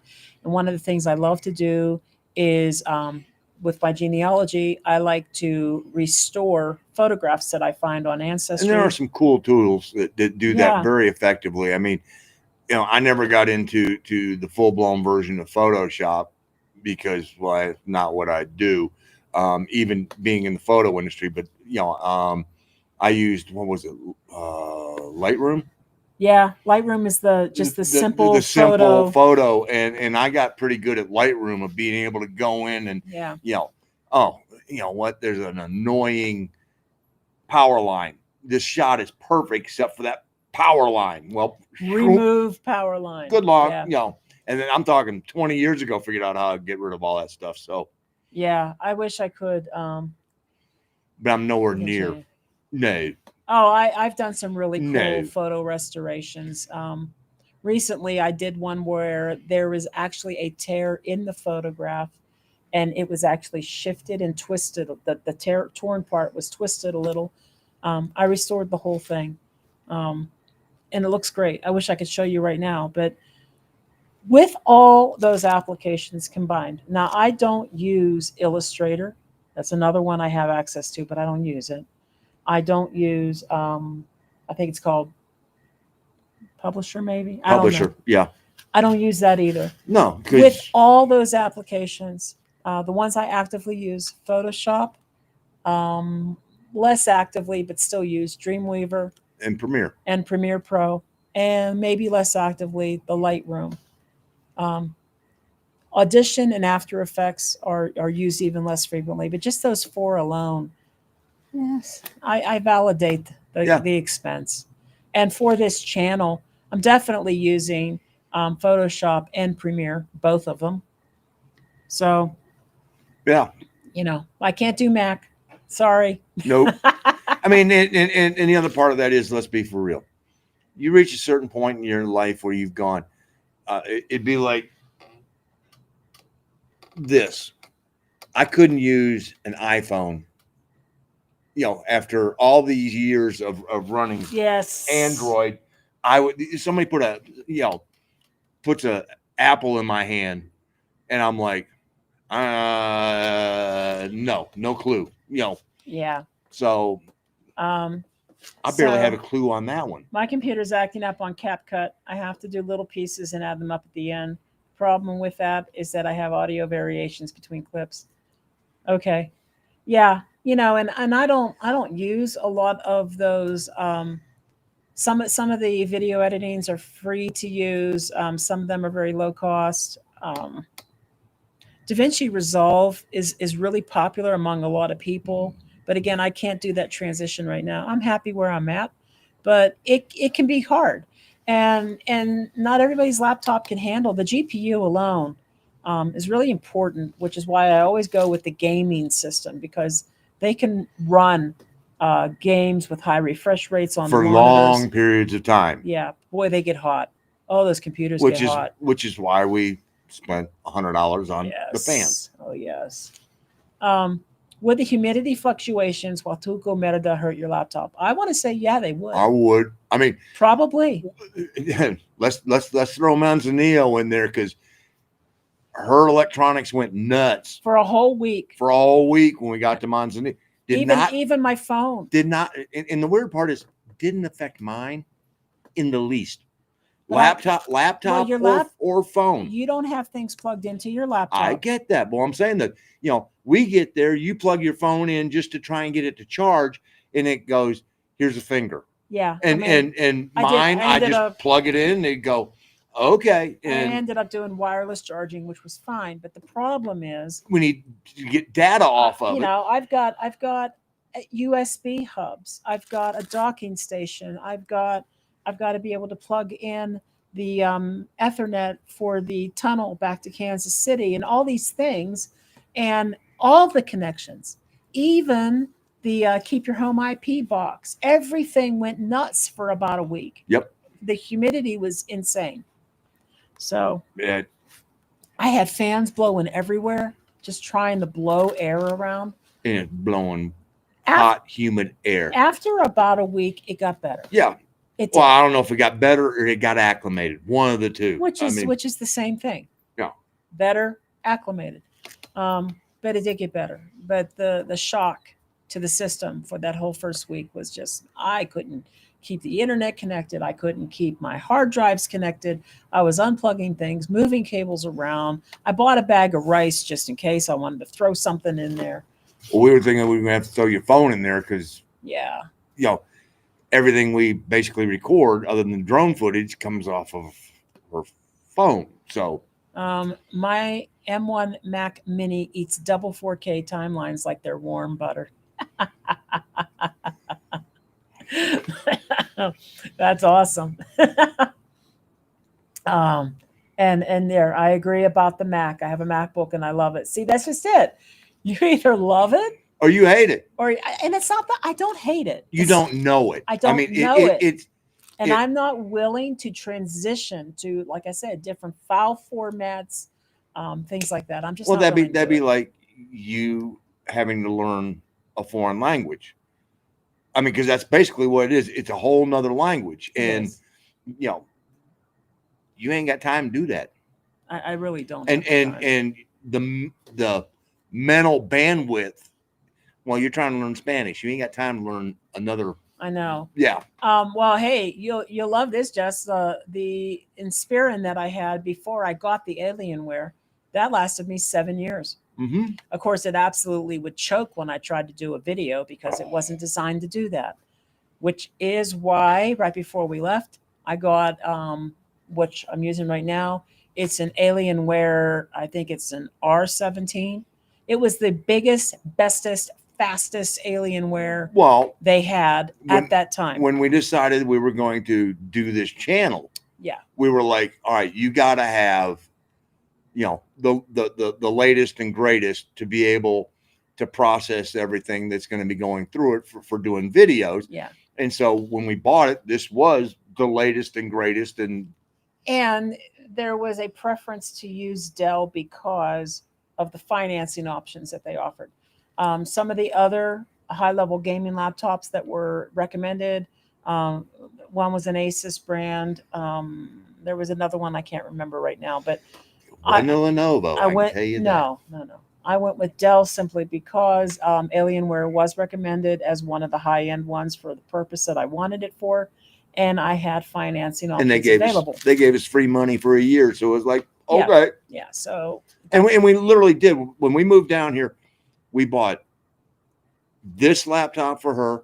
We bought a new laptop for me because mine was, I don't know, 8-9 years old. Because I was going on I was getting the $199, $299 specials, and the disposable ones. Because I wasn't doing anything like she was doing, and then we both bought new phones. And since we've been down here, she's upgraded her phone, and I'm still on my phone, which I'm good. I don't want to have to learn a new phone. It's Oh. even if it's Android, I don't want to learn a new phone because even I remember going from the last one to this one. Oh shit, the buttons do different things. Yeah. You got to get used to it. It happens. If you ever decide to go to desktops, just let me know. I can build them cheap. Well, we had this discussion. The new Alienware that I bought is going to be um, it's going to be permanently up in the office for work and for video editing. This one that I'm currently on right now, it'll be my kick around one to sit down here, play games, do genealogy, whatever I'm doing, Do do your the karaoke do these files. lives, karaoke, stuff like that. So I guess I'm kind of beyond the desktop age, but I'll keep that in mind because again, 3 to 4 years out of use for this, and may be ready for a desktop system if it's going to be one that's kept for work Yeah, we're and not doesn't moving move, it. and we're not moving it. Desktop absolutely is a good way to go. Um, Laptop is for convenience, and up until this point, I only had one. Now I'm going to have two. So one will be the travel one, and one will be the work one. And what is your GPU? Okay, I'm trying to remember all the details. Okay, so the laptop that I just ordered, it's got an NVIDIA. Don't look at me. Give me a minute. NVIDIA GeForce. It's a 5090. I remember that. I got the highest I could get that they offered. Um, 64 gig RAM, 2 terabyte solid state drive. I can't remember the details. Whatever. you know, I mean, but anyway, yeah. it's as much as Dell puts into a gaming computer because you got And everything. it did have really excellent ratings. And I'll tell you, they had an 18-inch and they had a 16-inch. I don't really want to downsize, but I was willing to. Right now, I've got a 17-inch. They don't have that. It's got an 18 or a 16. And I was like, okay, I could probably go down to a 16 and be happy. However, when I compared the 18 and the 16, the 18 had an Ethernet port, 16 did not. The 18 had a num pad. The 16 did not. I need my num pad. This one doesn't have one either, and I find that incredibly annoying. So I have a Bluetooth number pad that I can plug in, but it's annoying, you know. So I was like, okay, that made a decision. I'm getting an Ethernet port and a num pad. That was the only requirement on mine. They had to have a number pad on it because I can't do you are proficient in being able to go up there above and type, and I'm like, nah. Oh, it's a pain in the butt. Oh, we're both aging backwards. Yay! You didn't get to see his machismo earlier. Well, he had this thing. I'd like for it to hurry up and figure out up on top of the head that I'm going backwards. You need a haircut. Well, I know that, but have you been to San Juan del Rio? I was looking at a rental there a couple of days ago, and the backyard was amazing. I really want to find a place that's a good match for me and my dog. Yeah, we have been there. Yeah, we that's when we first our first trip through San Juan del Rio was we went from Amialco to Tequisquiapan, and that's where the cop pulled up behind me Tequisquiapan. Okay, and he pulls up behind me and his lights were on, and I'm like, oh crap. Yeah. But there was no siren going. No. And so finally I find a place to pull over, and we're in 4 lanes of traffic, and I pull in the right hand lane, he goes right by me, and I'm like, and then fortunately Ernie Baca told us, they run the lights all the time. If the siren goes on, then you got a problem. But yeah, no, it's a nice little area. It's not too big of a city. The nice part about it is you're about 30 to 45 minutes into Querétaro from there. So access to the airport is pretty simple from there. You right up the road is Tequisquiapan. So, I mean, it's, Ding! Tekiskiapen. um, we got real lucky with our place. All right. Our landlord is great. We did not have all the complex paperwork that we hear can happen when renting. We do have a long and detailed lease, but that was all. And our lease was long and detailed because we signed a 2-year lease. And I believe Willie on here signed a 3-year. Yeah, he did. And his wasn't as detailed either, but um, we this was our first attempt, our first outing. And I got a feeling that when we renew in June, we're going to have to go through some of it, but I don't think we're going to have to go through as much of it because we do have a good relationship with our landlord, and he's already said, "You guys stay as long as you want," and so it's like, yeah, okay, Yep, yep. Um, and Tommy, thanks and everybody, but waking up at 5:30 to ski. Oh gosh. 13th day this season, as my eldest brother always called me as a kid, Jean-Claude Kylie. Oh God, Jean-Claude Keely. Keely, I don't know this person. He won the '68 gold medal for the downhill. Well, why is his name spelled like that? It's Kylie. He's French. Jean-Claude Keely. Jean-Claude. Well, Jean-Claude. yeah, no. I don't know too many French names that end in a Y. I know. You're asking. I'm just saying I know who he is. Keely. Yeah. I don't know who he is, but okay. Abrazos. Buenas noches. Have fun on the slopes. See you in 2. 2. That's right. So 5090 is top of the line GPU. I know. Yes. I got the best I could get for the way I look at it is if I'm going to buy it now, get it so that it will last. And that's the plan. I'm building the machine to be a stock trading platform. Wow. That will run 8 monitors. And I'm only running a 4070, so you should be able to get it to do anything. And it will be a gaming machine. Yeah. And see, that's the thing. I don't game. My idea, well, okay. There are a couple games that I did download off of Steam, but neither one of them require a whole lot. Because both of the games are older games. They are both games, quite literally. They came installed, well, not installed.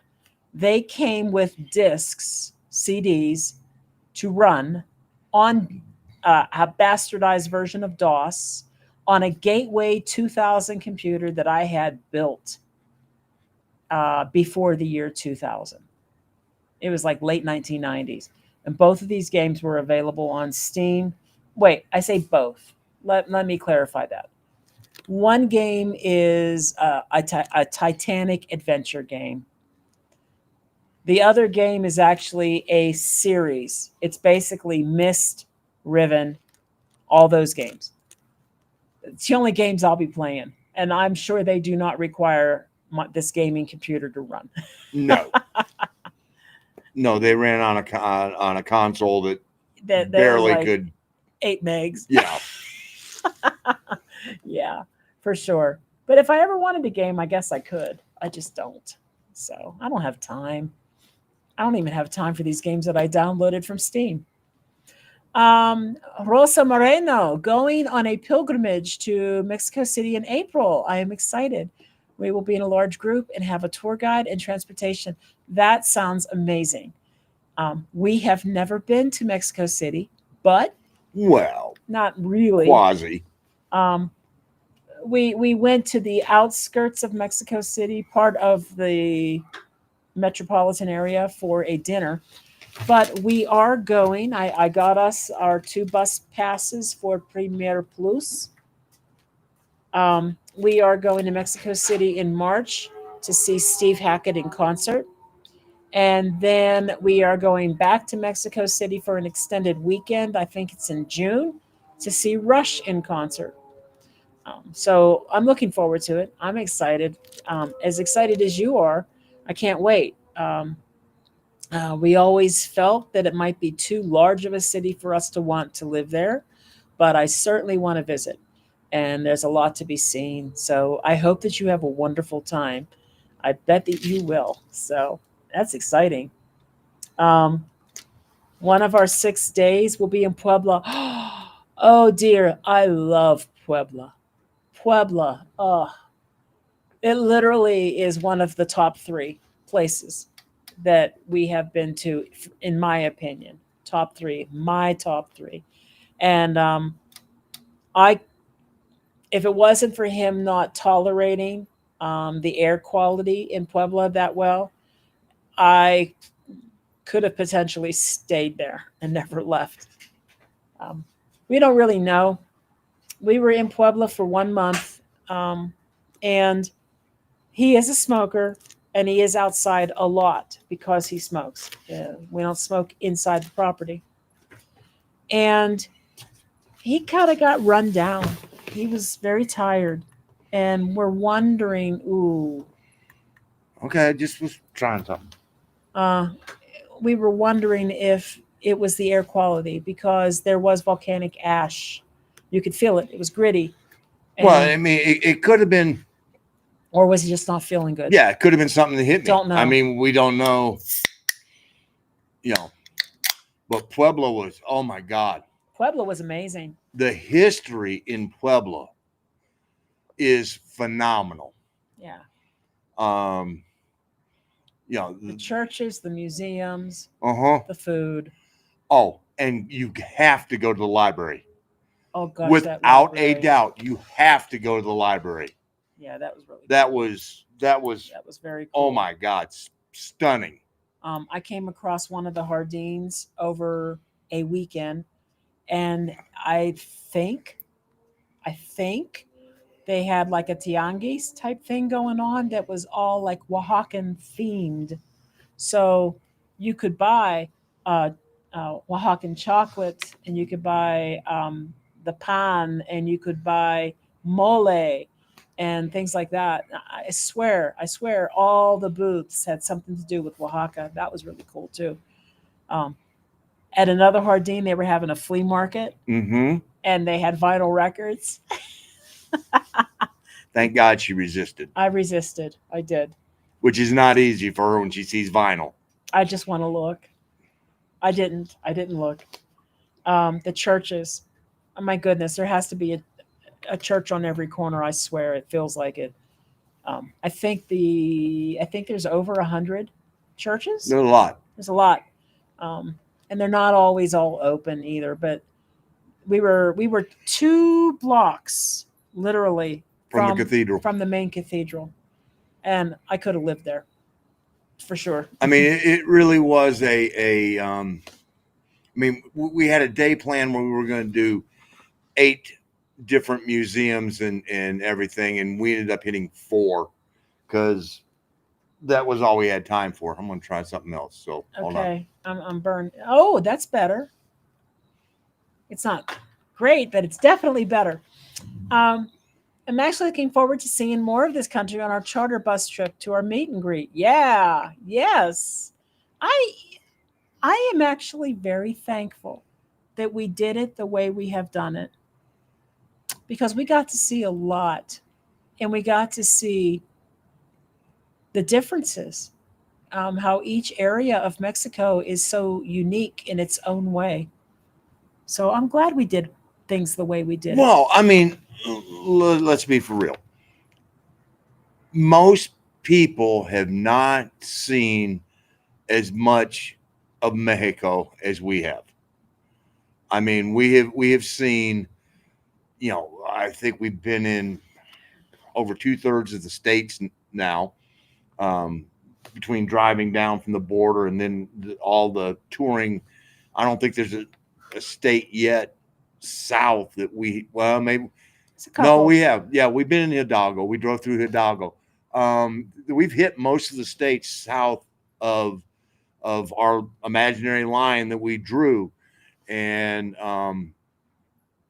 so other than BCS, and it's amazing to see, from the pine forests of San Cristobal de las Casas and Cimador, Canyon Cimador in Chiapas. It breathtakingly beautiful, and the difference just between in a 1 hour drive from San Cristobal de las Casas and Tuxtla Gutierrez, you're going. It's 60 minutes worth of driving time, but it's a world apart. Oh, and the temperature drop. And the temperature drop, and you're Yeah. driving south, and I mean, granted, you're going uphill, which Yes. accommodates, counts for the temperature drop, but seeing Veracruz, and we've seen all of the Yucatan, and everything has just been stunning. Yeah. And including the first full day in Mexico, driving from Monterrey to Aguas Calientes and taking that long route down there and driving through those scenic vistas there, that high Sierra, that when we didn't see gas stations for 90 minutes to 2 hours, and we drove past dead cows and horses on the side of the highway. I mean, it's just, it's like, wow. It was good. It was a good way to do it, and I'm glad we did it. And being able to go into these cities, and we actually were able for the first time to learn about Mexico's history. Our first dabble into the history was there's two places you have to go yeah to learn the history of Mexico. Mm-hmm. One of them is the San Miguel de Allende Dolores Hidalgo, Atotonilco, that little trinity in there, from where it all starts and everything else. And then the second one's Puebla. And then Puebla. So two different eras of Mexico's history, but definitely neither era is one that we ever learned in school. No, in the U.S. And it just it sort of opened the tap for us to go, wow, hold on, we want more, we want more, we want more. And so this is a great way into this next question. How do y'all explore a city? Let's say you just arrive and don't know anything about the city. Do you just play it by ear, or do you have a plan on how to learn about the city? So when I initially did our spreadsheet, which then turned into a little bit of a OneNote page, for each city where we were going, I had a key couple of items about that location. What is that location known for? Was it a festival? Was it a food? Um, you know, is it a location, the archaeological site or something? So I had that, but that's just one or two little things. I would look and see, are there Pueblo Mágicos nearby? Which ones? What are they known for? And then, of course, I would just hit Google. Well, and the other part was we would also pay attention to, okay, let's just pick Chiapas for example. There were a lot of archaeological areas of Chiapas that we would have liked to have seen while we were there, but we also pay attention to what is happening in the area currently, because that was not going from San Cristobal de las Casas to some of these archaeological places was not an intelligent thing to do, because the cartels were stopping vehicles at that time. Yeah. And so that's one of those where we went, no. Much as we would like to see it, safety is paramount. And so there's some places that while they would be interesting as all get out, the route that we would have to take to get there does not make us comfortable. And the number one thing is, if we're not comfortable, we're not going. Okay, so some of the things that I'll do is, like, for example, in Merida, there is a cultural website, and they list on their calendar things that are going on. So I would look and see what was going on. What is it about? What day is it happening? Which night? Because it seems like in Central Merida, there seems to be something happening almost every night. So we would look at those things. We would look and see what archaeological sites were nearby that we can visit. Like when we were in Progreso, we knew that they had that raccoon sanctuary. and it wasn't that far away. They had Pig Beach. Yep. Just find these things online, and then we look to see, well, where are they located? How long of a drive would that be? Can we go do it? How much does it cost? What days are they open? What can we expect to see? What do the reviews say? Because Right. I mean, because Right. a lot of times, oh, When we were in, well, let's be for real. Let's use Progresso. Big Beach. Okay. It was interesting and it was fun to see and get to pet the pigs and watch the pigs run out on the beach and everything else. The salt area, no, it was okay. I mean, but it was something to see. It was still fascinating. No. But we happened to be right there. So it was one of those. If Yeah. we had driven out of our way just to go see it, No, we'd have been going. no. We were on our way to an archaeological site, and we were going right through that area. So we stopped at, at the salt flats, and it was 40 pesos. Um, So it was like, okay, when, hold on. When 40 we were pesos. in the Veracruz area, we were quite a distance from some of the things I wanted to go to. There was a monkey island at it's like Catamaco or Catamaco. Was that what it was called? Yep, and then El Tajín. And then there was also an animal nature preserve around the lake. Monkey Island. And then no, not that one. We passed Monkey Island to get to the nature preserve. Oh, okay, yeah. And then there was El Tajín. And so what I did in that case, because it was a drive, long drives, I booked tours. So I found a tour company, and both of those were booked with the same tour company. We had the same driver both days, and that was pretty good. I thought that was a good experience. Well, I mean, El Tajín. First of all, if you go to El Tajín, first of all, you're right there. You got to stop at the Goya vanilla factory or plantation. Yes, because I mean it's literally 30 minutes away from El Tajín, and I found that to be absolutely astounding. Is to I always wondered, why is vanilla so damn expensive? Now I know. Yeah, I mean, once you tour it and you go, holy crap, they go through all of this that they do to produce one bean. Yeah.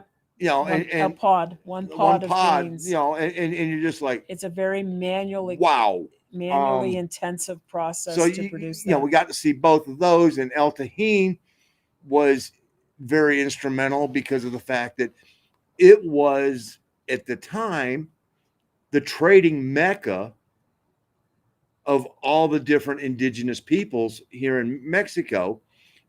The people from the Yucatan would bring the salt. That was they had the salt to trade, so they'd bring the salt over. The people in the Veracruz region, well, they had the vanilla. They trade their vanilla. People from the mountain regions would come down and they bring tobacco and they bring all these other types of things, cocoa, obsidian. And so everybody met in El Tajín. So that was the trading mecca long before any of us gringos hit this continent. And so it's fascinating to see that and the expansive areas and learning how they did all of this. Mm-hmm. And then getting to go down there where Sean Connery was. That was Sean Medicine Man. It was the nature preservers where they had filmed Medicine Man. So that was cool. Ultimately, it's a lot of Google searching. I look at the location to see what's there. For example, when we were in Puebla, I looked up the top churches and the top museums, and there were so many of them we would have never hit them all. And some of it we actually find, because we were there for 1 to 3 months. Some of it we would actually find just by as we got to go to the grocery store. We got to do this. We drive around, we would see things. Mm-hmm. Well, we went to the Costco. Well, guess what's right next door to right down the street from the Costco? The Mayan Museum. Mayan world. Yeah. What's this big green pyramid building? Oh, it's the Mayan world. Yeah. Okay. It was cool. So some of it is happenstance. Most of it is a lot of research and going in and going, yeah, this looks interesting. And so like in Puebla, like I said, there were so many museums and churches we could have gone to. I spent time putting together an itinerary for he and I for one day. We were just going to leave, walk a block, like not a block, but I had a pattern. it was all walking It distance. was all walking distance, and it was one big circle of a walk, and I had all this laid out. 8 places. I thought we could do 8. We did 4 and lunch. That's all we had time for. So for that day, but I tried. And sometimes we just get downright lucky. I mean, churros in SLP just happened to be that we happened to stay, in the neighborhood of Tequisquiapan, and the Jardín was right down there, and they had the churro stand, and we found the best churros in Mexico. So, I mean, Yeah. Yeah. that was one of those where sometimes we just got lucky. And to me, still to this day, that is still my favorite Jardín in all of Mexico. It's just, Yeah, it's a nice one. It's a nice one. Um, let's see, we're moving along here.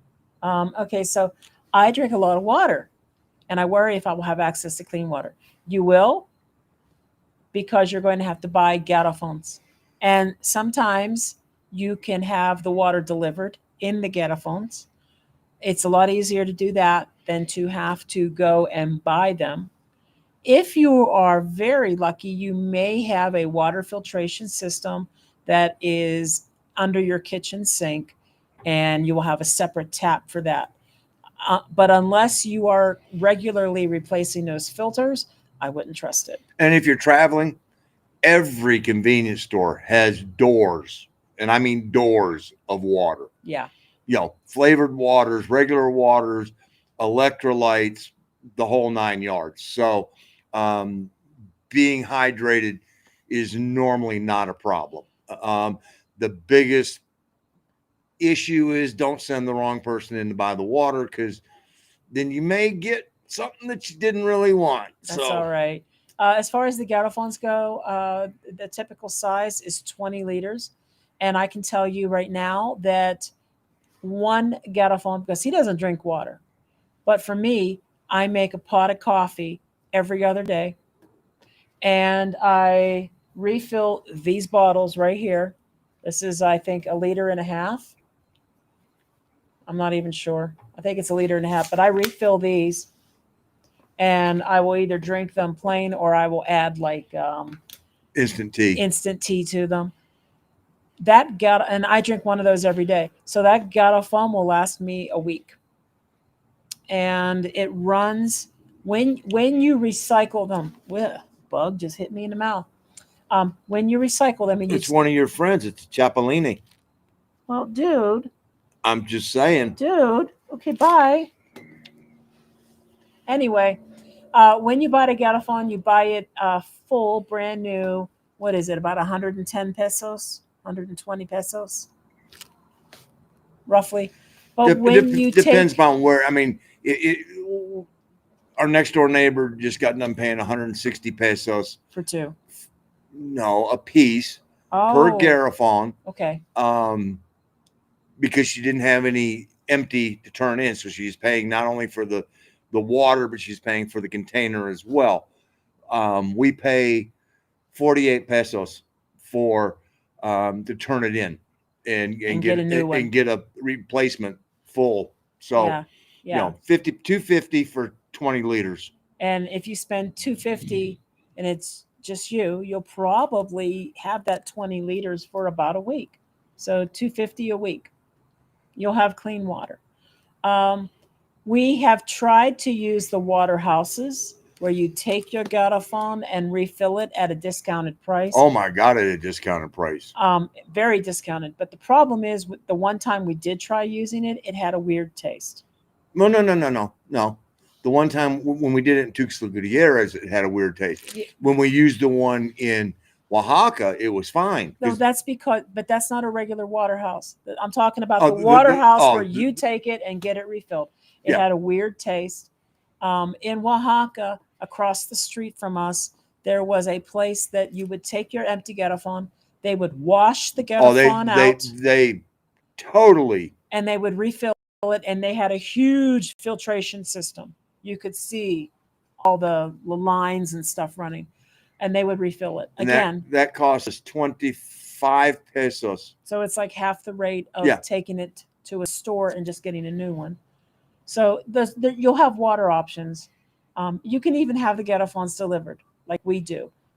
We You can buy like the common ones are Bonafont, which is usually an orange label. Um, a A Pura, a Pura, which is Pepsi. which is a blue bottle. Yep. Pepsi brand. Band. And then And don't try and give an E Pura to the guys on the No. Coke truck because they No, look no. at you and go, No, no, different brand. no es mi marca. Right. And it's like, you almost see them want to spit in contempt going, Pepsi. And I'm like, hey, I get it. Trust me. I So, spit at Pepsi too. So because Mark is a Coke drinker, we have our water being delivered by Sale. And Sale is a Coke company. we get the Coke truck stops out front and they Yeah. give us a little water and a lot of Coke. He gets like an 8-pack of 3-liter bottles of Coke. And we get 1, maybe 2 Getafons, depending on how many we have to swap out. Also, they will sell products like milk, I think maybe some juices, a few things like that. They have, I mean, depending upon where you're at and the size of the truck, I mean, they have some snacks on the board the truck as well. Which reminds me. And if you're trying to get it from Coca-Cola, don't try the app. Wait, I was just going to go there. Okay, so recently, I got a Clar card. It's only 1,000 peso credit, but again, I'm trying to build my credit. So I've got a new card and a Clar card. Now, new would allow me to download the app and I could use it on my phone. But the Clar card said that the app was not available in my country. I'm like, hold on, I'm in Mexico. It's a Mexican card. But my Google account is location set for the United States. I discovered recently that you can change your country location, but they only recommend that you do it if you have moved, which, well, we did. Okay, so 3 years plus now. I changed my location now to Mexico. And when I did, I was able to download the Clar app. It showed up. Now, the problem is, if you have apps that are based in the US and they won't work in other countries, changing your country location in your Google account might invalidate those other apps and they may not work correctly. I haven't run into that problem yet. I'm just saying that it could happen. The other thing is you can only change your home country in the Google management system once every 90 days. So if something ain't working, you're stuck with it. You're stuck for 90 days. But since I have changed my country, it's very possible that the CL Water / Coke Water app might work now. I hadn't tested it.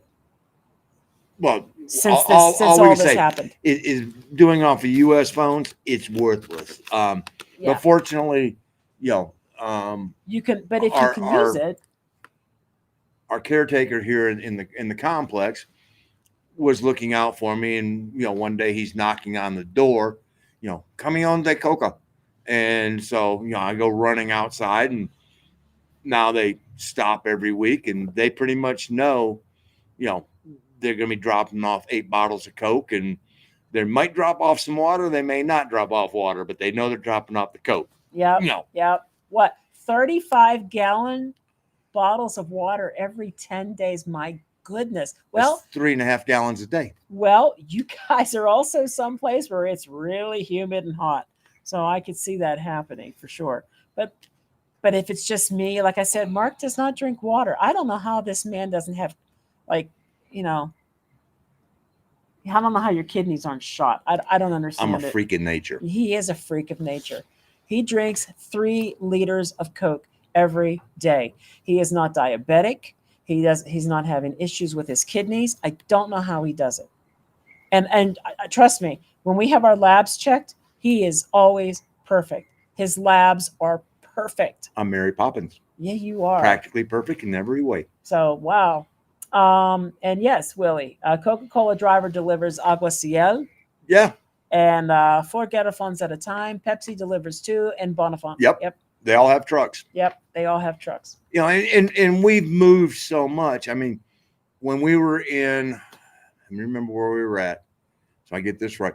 When we were in Merida, we had a guy that drove around in a little pickup truck, and he'd swap out Garifons because the lady across the street would make sure that we had, because she'd knock on our door and, you know, necesito agua. And it was like, because she knew when he was coming. Yeah. So, you know, it's one of those things where I've lugged more Garifons than I care to remember, because there's no point in setting it up if you're going to be there a month, 6 weeks, 7 weeks, whatever, you know. So it was dragging them around. Yeah. But now that we're here, you know, they know that if I put a Garifon out in front, they stop well, they'll be here tomorrow afternoon and pop one out there, and they stop. Yep, for sure. So if the water's not potable, how are swimming pools safe?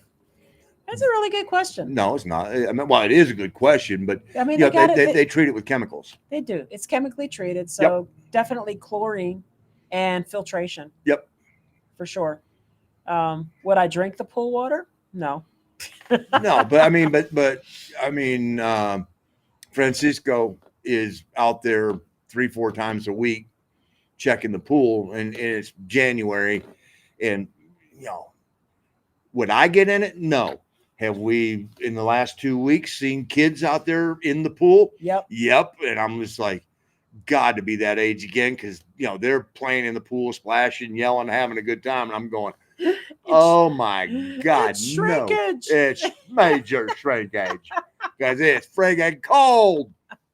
He said I drink 3 5-gallon bottles every 10 days. Our guy delivers it to our condo. Yeah, that's cool, for sure. Coke delivers Agua Ciel. Yep. We get Ciel simply because it's a Coke company, so Mark can get his Coke. Yeah, because you know the Pepsi guy drives by, and I'm just, you know, I'm doing my best not to give him a finger, but that's just. And we chose Ciel specifically for that reason, because otherwise we would be going to the grocery store once or twice a week, and definitely have to stock up on Coke. And that takes up a lot of space in the cart and things like that. Well, and it's a pain in the ass, you know, because every time we get there, you know, well, okay, here you go, you know, ocho de este. See, you know, and they're sitting there just 1, 2, 3, 4, yeah, they 5. want to ring each one individually. And it's like, and now there's a whole lot more room in our cart for other things. Yeah. Well, we also find ourselves getting out of the grocery store a little quicker. So true. And I'm going to take a break while you chit chat. Okay. I'm going to get a beverage. Get a beverage. Let's see. We can go back to what we're looking at is as far as going for Mextranjero, because that is only 2 weeks away. It's like, wow. And you know, the important part of that is I know a lot of you guys are excited to see us. We are just as much excited to get to see all of y'all. That is something that we are definitely looking forward to, because it's, you know, we love spending time with all you guys. That's something that we enjoy, and it's important to us because you guys have made this channel what it is. So that part, you know, an opportunity for us to go thank you to all of y'all and get a chance to know you better. And, you know, we made so many friends in all of this drive around Mexico. In the tour has been something that's changed our lives. I mean, it really has. It's something that's easy to say, but it's really hard to grasp because it has made that much of an impact of being able to meet all of you, and all of you guys have just, you know, brought us into the family and made us all part of one big family. And you guys all share information with each other, and that part's all just great. You know, that's what we didn't even realize that was our goal until we got started. And then all of a sudden we were going, hey baby, till we this started kicking off and taking on a life of its own. Suddenly we were like, wow, this is all really cool. So that part is great. So we are really looking forward to being able to sit down and talk with all of you at this and be able to spend some time, because that's what makes it special. I just want to say this is really, really good. So if you get a chance and you like coffee flavored milky things, I just realized this is backwards. I don't know why I never noticed it I before. don't know. Anyway, it's cafe con lala clásico. So I just may have realized why we're getting washed out. it's lactose free. No, lift that up. There you go. That's not doing it. But Okay. lift it up. You can tell he's not the AV department. I'm half of it. He's half of it. Anyway, it's lactose free flavored milk drink, coffee flavored. And it really is quite delicious. And you can have it hot or cold. And it's good both ways. So that's what I'm having right now. That was quick. Oh, goodness. So you were talking about Mextranjero again, I heard. Wow. I still don't know exactly what we're doing.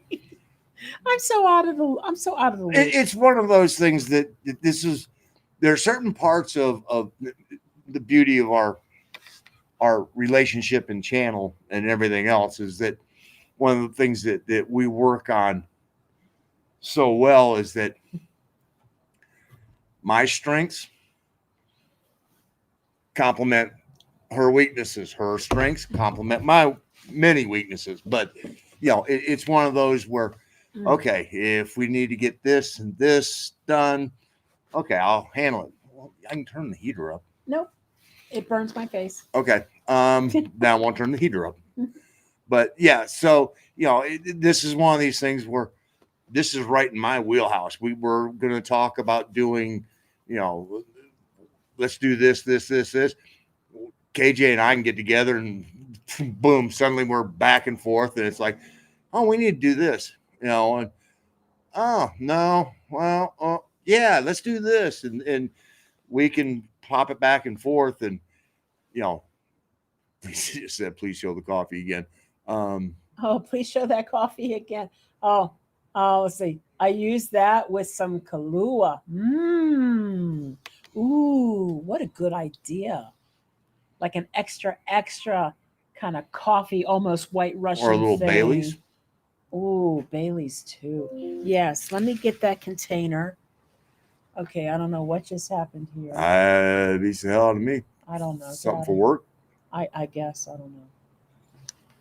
Okay, it is called, and it's backwards. I'm so sorry because I just realized it's called Café con Lala Clásico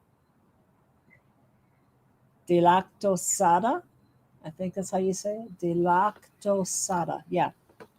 So I'm assuming that means lactose. And the good news is Lala is something you can find everywhere. Yeah. This is actually sold in the regular grocery aisle with the other milks. on the shelf. It's not in the refrigerated section unless the store chose to put it there. So, yeah, yum, yum. Good stuff. I Let's see. probably should have heated it. What's up? Did I miss something? No, I'm just. Oh, how did I miss that? I don't know. Sherry and I are really looking forward to meeting everyone. We haven't already met and seeing everyone again. We've already met. Awesome. Yeah. Yeah, and we're sad that you're not going to be there either, Jesse. I mean, that was one of the things we were looking forward to. Yeah. You Ticked know, off because they're doing everything they can to keep me here. Yeah, I bet you can't wait until you're finally here, though. one of the things is Jesse. Guess what? Eventually, it's going to happen, and that's Yep. we all just keep going. Boom, it's going to get there. You know, You saw me dancing in the window I back there. did. Yeah. Just trying to be silly. Oh goodness. All right, so what we've got that trip coming up, the Mextranjero. Mm-hmm. And we More still haven't. I'm gonna uh, the Super Bowl part. I need to get with KG. I meant to mention that today, and it slipped my mind. Because I know that there's going to be a lot of people interested in. Whoa. I know. Um, Just trying to I know. Get to the whole. huh. It's the black pot. It's the black pot. Because look, Okay. that's what it is. The black pot is what's washing us out. Yeah. Okay. What? Killed that flow of wherever hell I was going. I'm so sorry. Oh, the Super Bowl. So when everybody gets there, I'll be able to tell everybody, okay, this is where I think that the Super Bowl is going to be. Shayla, I think you're on to something there. It probably would be good in coffee as a creamer replacement. Speaking of which, okay, Annie and Arlene bought me a liter of Chobani caramel macchiato creamer. I'm not even kidding. I didn't realize Chobani made coffee creamers. This stuff is to die for. I don't know how much it is, but I know when I go back to the store, I'm going to look for it. I think it's sold in the refrigerated section, the Chobani creamers. But anyway, caramel macchiato. Oh my goodness, it is good. It is so yummy. I don't look for the creamers, so I mean, I stop in front of the section because I know she's going to get creamers. Other than that, it's Yeah, and I have some rise mushroom. Is it rise? yeah, Rise? RYZ. Yeah, RYZE. Well, Um, mushroom coffee, and I put some of that caramel macchiato in it. Oh man, that is so good. So, so good. Mm. I'm in Guanajuato. Yay! One day I want to go there. I want to go to Guanajuato City. We had plans. It was going to be the third city we were going to. And then our plans changed and we got diverted to San Luis Potosi instead. So yeah, because there was a lot of unrest that was going on between San Miguel de Allende and Guanajuato City, and it was just one of those where, again, back to the earlier conversation, when it reaches the point of going, if we're uncomfortable about going to a place and transporting ourselves, we err on the side of caution and go. yeah, It's the nice thing now is now that we have a lease at the moment, if we want to travel to one of those places that we couldn't get to at that time, we can do a bus. Or I mean, Yeah. even if we wanted to, we could drive to Guanajuato City in 2 hours. So, but again, it's one of those that now that I'm wondering if we don't turn the ones off behind us. Yeah, it's not the ones behind us. It's the black. See, it's the black. I promise. I'll just hold my hand Okay. up like this. No, I'm not. I'm not raising my hand. I'm just gonna. It's the black behind us. Maybe it wasn't bad before because maybe we didn't have. Maybe it wasn't dead center. And whatever. Yeah. Yeah. Anyway, so I'm looking forward to. Wait, what? Wait. Sorry, right there, right here, here. Click. There you go. It is amazing. Lisa found that creamer at Sam's Club. The Chobani, yes, is really, really good. Um, and any idea if there is protein in that Chobani creamer? I've been playing with trying to make a protein coffee, and pretty much it's been choke and puke. You know what? I'll go look because I have it in my fridge. I'll be right back. I got an idea. What? I'm going to take the cover and put it over the black pot. What cover? This cover right here.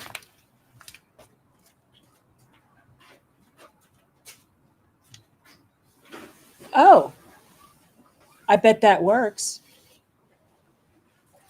I'm going to watch him put the cover over the black pot. All right, this ain't going to be a professional job. This is just going to be a quickie, but we're going to see if this solves the issue. He's doing manly man things right now. You should be doing it with your shirt half zipped down. Hey, that worked. Look at that. I've got color again.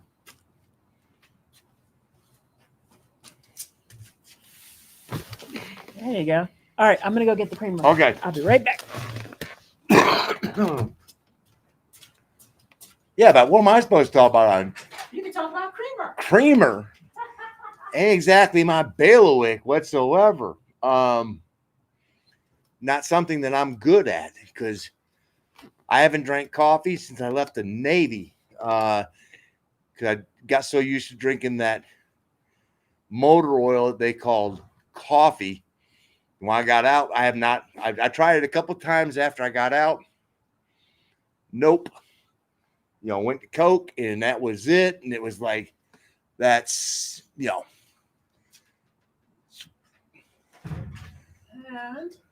here comes the Chobani. 2 grams of protein. Oh, somebody already says. Well, see, I just did that trip for no good reason. Chobani creamer. Simple and delicious, it says. Packaged sustainably. Oh, boy. That's important. No artificial flavors, no artificial sweeteners, no preservatives, no carrageenan, whatever you say, no emulsifiers, and no RBST, whatever that is. Oh, no, basically that means no milk from RSBT treated cows. Wow, so nothing genetic in it, genetically engineered. Oh, yeah, I'm going to try to read this in Espanol now. Yeah, okay. Well, it's in English, and then all of a sudden it's in Spanish. Yeah, proteínas 2 gramos. So that's not really very high. That's pretty low for protein grams. Okay. Yeah. That's easy. What? Whoa. What are you going to order when you get to Bruno's? Because we're going on prime rib night. Prime rib night. So fixed menu. It's a fixed menu. We're getting prime rib. You get prime rib. You go there on. They do that once a month, and on prime rib night, you get the prime rib. You get a Caesar salad, prime rib, baked potato, corn on the cob. All done to perfection. And that's just like, wow. Dude, oh God, the corn is really, really good sweet corn. It's soaked in a mixture of butter and Parmesan cheese. Oh, the whole dinner just it's like, it's one of those, and it's real horseradish. Real sour cream. Real sour cream if you want sour cream on your potato. But it's just everything they did. They don't do a lot, but what they do exceptionally well.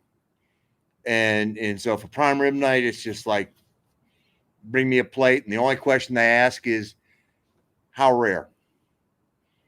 You know, it's Okay. moo. Um, whew, what a great live stream. Thank you. Oh, we really liked it. Yeah, the Chobani's good. It, I, I would have never bought it if they hadn't brought some over. I, I wouldn't have thought much about it. When is the best time to visit Querétaro? Well, cheeseburger with frijoles. How are you tonight? Let's see. We have been in Querétaro in the winter twice,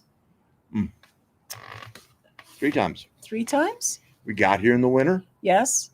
We were here last winter. Oh God, you're right. We've been in Querétaro 3 times around Christmas. How did we manage that? Well, we've been here. This is our 4th Christmas that we've been here. It's our 4th Christmas that we've been here in Mexico. So 3 out of the 4 were here. We have not been here. Well, I mean, we weren't really here for Christmas this year. We were in. No, I know. We haven't been here in the height of summer yet. Yeah, we have. Not barely. Well, no, because we did leave. All right, we went to San Luis Potosi, but it wasn't like that's a huge difference in climate between San Luis Potosi and here in the heat of the summer. Querétaro is one of those places in this region where the weather doesn't fluctuate too terribly bad year round. I mean, it's kind of like it's warm in the summer. It can be hot for maybe a month or two. And then in the rest of the year, it's like spring-like temperatures. Let's put it this way. In the winter right now, it drops. It's above freezing. It doesn't freeze. Right. So. I mean, the lowest temperatures we've had lately, this particular winter, since we've been here, we've had a couple of nights that have gotten into the 30s. And I mean, high 38, 39 degrees. High 30 Fahrenheit. Yeah. Where we've gone, fortunately, we have heat, which is not always the case. Because we've been in places where we've had to throw the extra blanket onto the bed in the winter. Last year in Querétaro, when we were on the east side of town, it started to get a little chilly at night, and we threw an extra blanket on, and we're like, okay. But here we've got the heat, and I think 2 or 3 nights we've turned the heat on and gone, okay, we're going to give us a little bit of and then it got too extra hot. And it quickly was like, no, and so I get up about 2 in the morning and go off. Well, so the best time to visit Querétaro. Best time to spring or fall. I would say spring or fall. Spring because the trees, what are they called? Jacaranda trees or something like that. Really pretty purple flowered trees. Really pretty. It's beautiful, and the weather's nice. Rainy season starts. I want to say around May. So if you were to come like March, April, I think that's a really good time to come. Now, what's interesting is moving when we first got here to Querétaro. I think about this. We got down here in November, late November, and early December, coming down from the U.S. I'm still running around in a tank top. Look at the first video we did with my place at Querétaro, and I'm standing out there in a tank top. Yeah. They're in jackets. Yeah. And now I understand why they were wearing jackets. we've become acclimated to the temperature where suddenly now, whoa, I need a jacket. I need a jacket I'm on. sitting here with a sweater on, right? You know, and so, but it's spring or fall. Either way, it's very comfortable. The nights are absolutely perfect. I mean, you're talking lows in the 60, 65 range. So walking around Central at night, you're very comfortable. It's hard to go wrong. Yeah, I agree. And regarding the Chobani creamer, maybe it was just the flavor I looked at that had no protein. And you mentioned this about the protein. Um, I don't know if the GNC in Mexico has it, but I used to drink ISO Pure, the clear ISO Pure. Uh, there's an ISO Pure that's not heavy, milky, gritty. It's a clear ISO Pure, and I used to buy that all the time and drink it, and it's very high in protein, and it was sold by GNC. I'm not sure if the GNCs in Mexico have it, but at the same time, it was kind of expensive.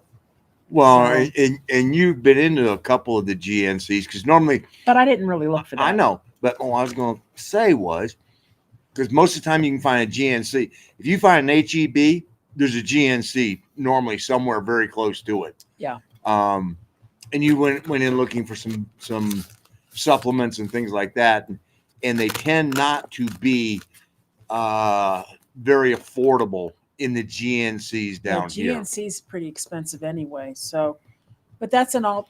I remember that Isopure, the type of Isopure that I'm talking about, wasn't gritty. It was pretty tasty, and I used it as a regular supplement for a long time.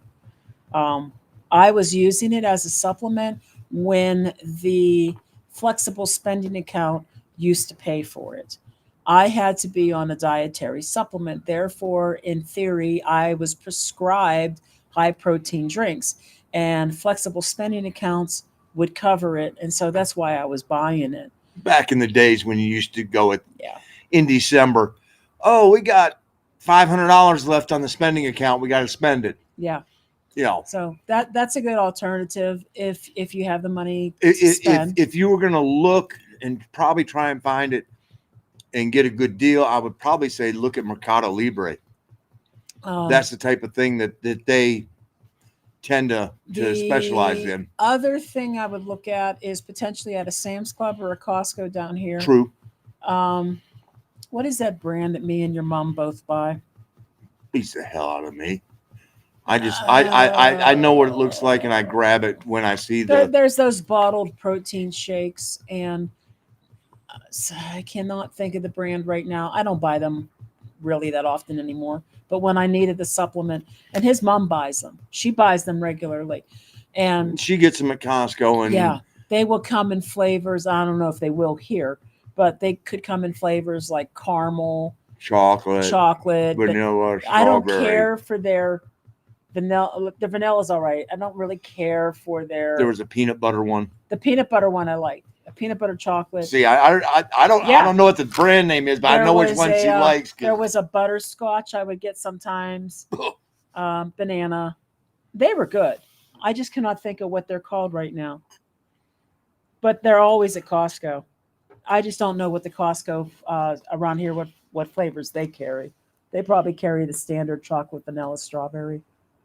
They're all pretty good though. They're not gritty and nasty. I was leaning toward the Guadalajara area, but I've been debating between there and Querétaro. I have to spend time in both to figure it out. Yes, absolutely. They are different. Well, entirely different. Guadalajara is a much bigger city. It's 5 times bigger. Yeah, it's got a massively excellent public transportation system, including busing, taxis, Ubers, subway, etc. And there's a lot to do there. And the hard part, this would be the hard part I would think of if we were to go, all right, we want to live in Guadalajara. The hardest part there is figuring out what area Yeah. of Guadalajara, because it is such an expansive city. But everybody that we've ever met who has lived there or visited there long term loved it. I've Well, never heard anybody say anything bad about it. you haven't even done the video on Guadalajara Not yet, have you? yet. Not yet. And so we will. one of the things is we were in an 18-story high rise Hmm. in Guadalajara, and she flew the drone up. Yeah. But you could stand up there on the 18th floor and just look, and it literally was sort of like looking out at LA, and you're sitting here just going, the lights went on forever. But the feeling from Guadalajara is different than Querétaro. Querétaro is not as big. Uh, there is good public transportation in busing, Ubers, taxis, but the communities, some of the communities are out away from Centro Histórico, and so it's not necessary. Querétaro to me feels like a lot of isolate. I don't want to say isolated, separate communities, separate little cities that are all around the perimeter of Querétaro, um, and Guadalajara seems a little more modern in Centro than Querétaro. Querétaro is a little more historic looking to me in Centro, but Querétaro is also much smaller. So um, I like Querétaro. I like Guadalajara. Uh, you would just have to do both. Definitely recommend doing both. Try them out and see what resonates with you for sure. Um, it's why we did everything that we did. It's really easy to watch people's YouTube videos like we were doing, and they're like, "Oh, we like this city here," and just go to that city and just land there and stay without ever trying any other place. And so we really wanted to give as many places an opportunity to impress us and to see if it resonated with us before we, you know, decided where we wanted to plant ourselves permanently. And we're still not technically done. We're just kind of slowing down a little bit. The travel has gotten to us both, and we're definitely feeling it. So, but it's definitely one of those things where we needed to try out different places. And I really do feel that it's to your benefit to do the same. And there's nothing wrong with that. Just spend a month in each, if that's all you can do. If you can spend a couple months in each, that's even better. The longer you're there, the more you get a feel for it. Are you okay there, baby? I am now. What'd you do? Had to cover up the machismo. Oh, he had to cover his machismo. It's getting too chilly for him because I'm over here sucking up all the heat. It's burning my face. San Miguel was cold for us last meetup. Yeah, because It was. And you're used to that heat in Puerto Vallarta. But you know what? We didn't really leave the house, so we don't know how cold it was.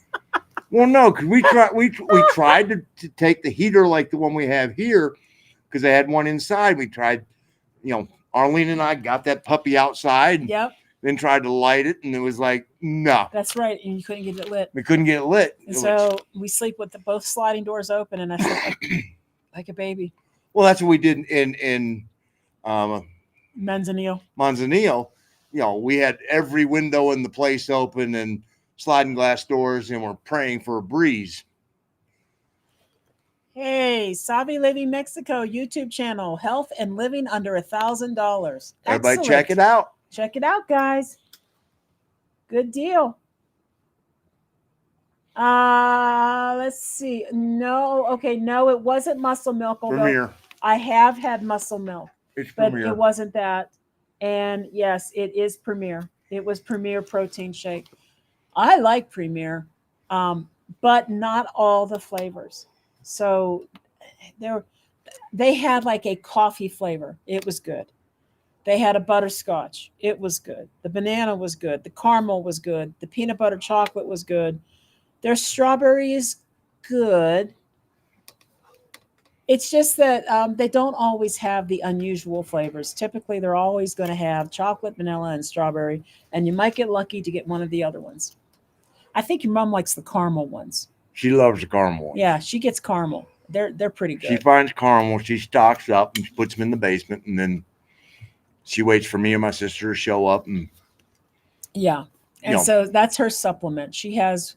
I don't think she drinks one every day. She might have one every other day, or maybe does half of one and puts the rest away for the next day. I have to remind her to eat. I Yeah, mean, yeah, it's yeah. she's never been a big eater, and so it's sort of like, yeah, well, So yes, cheeseburger. You were correct too. Premier protein.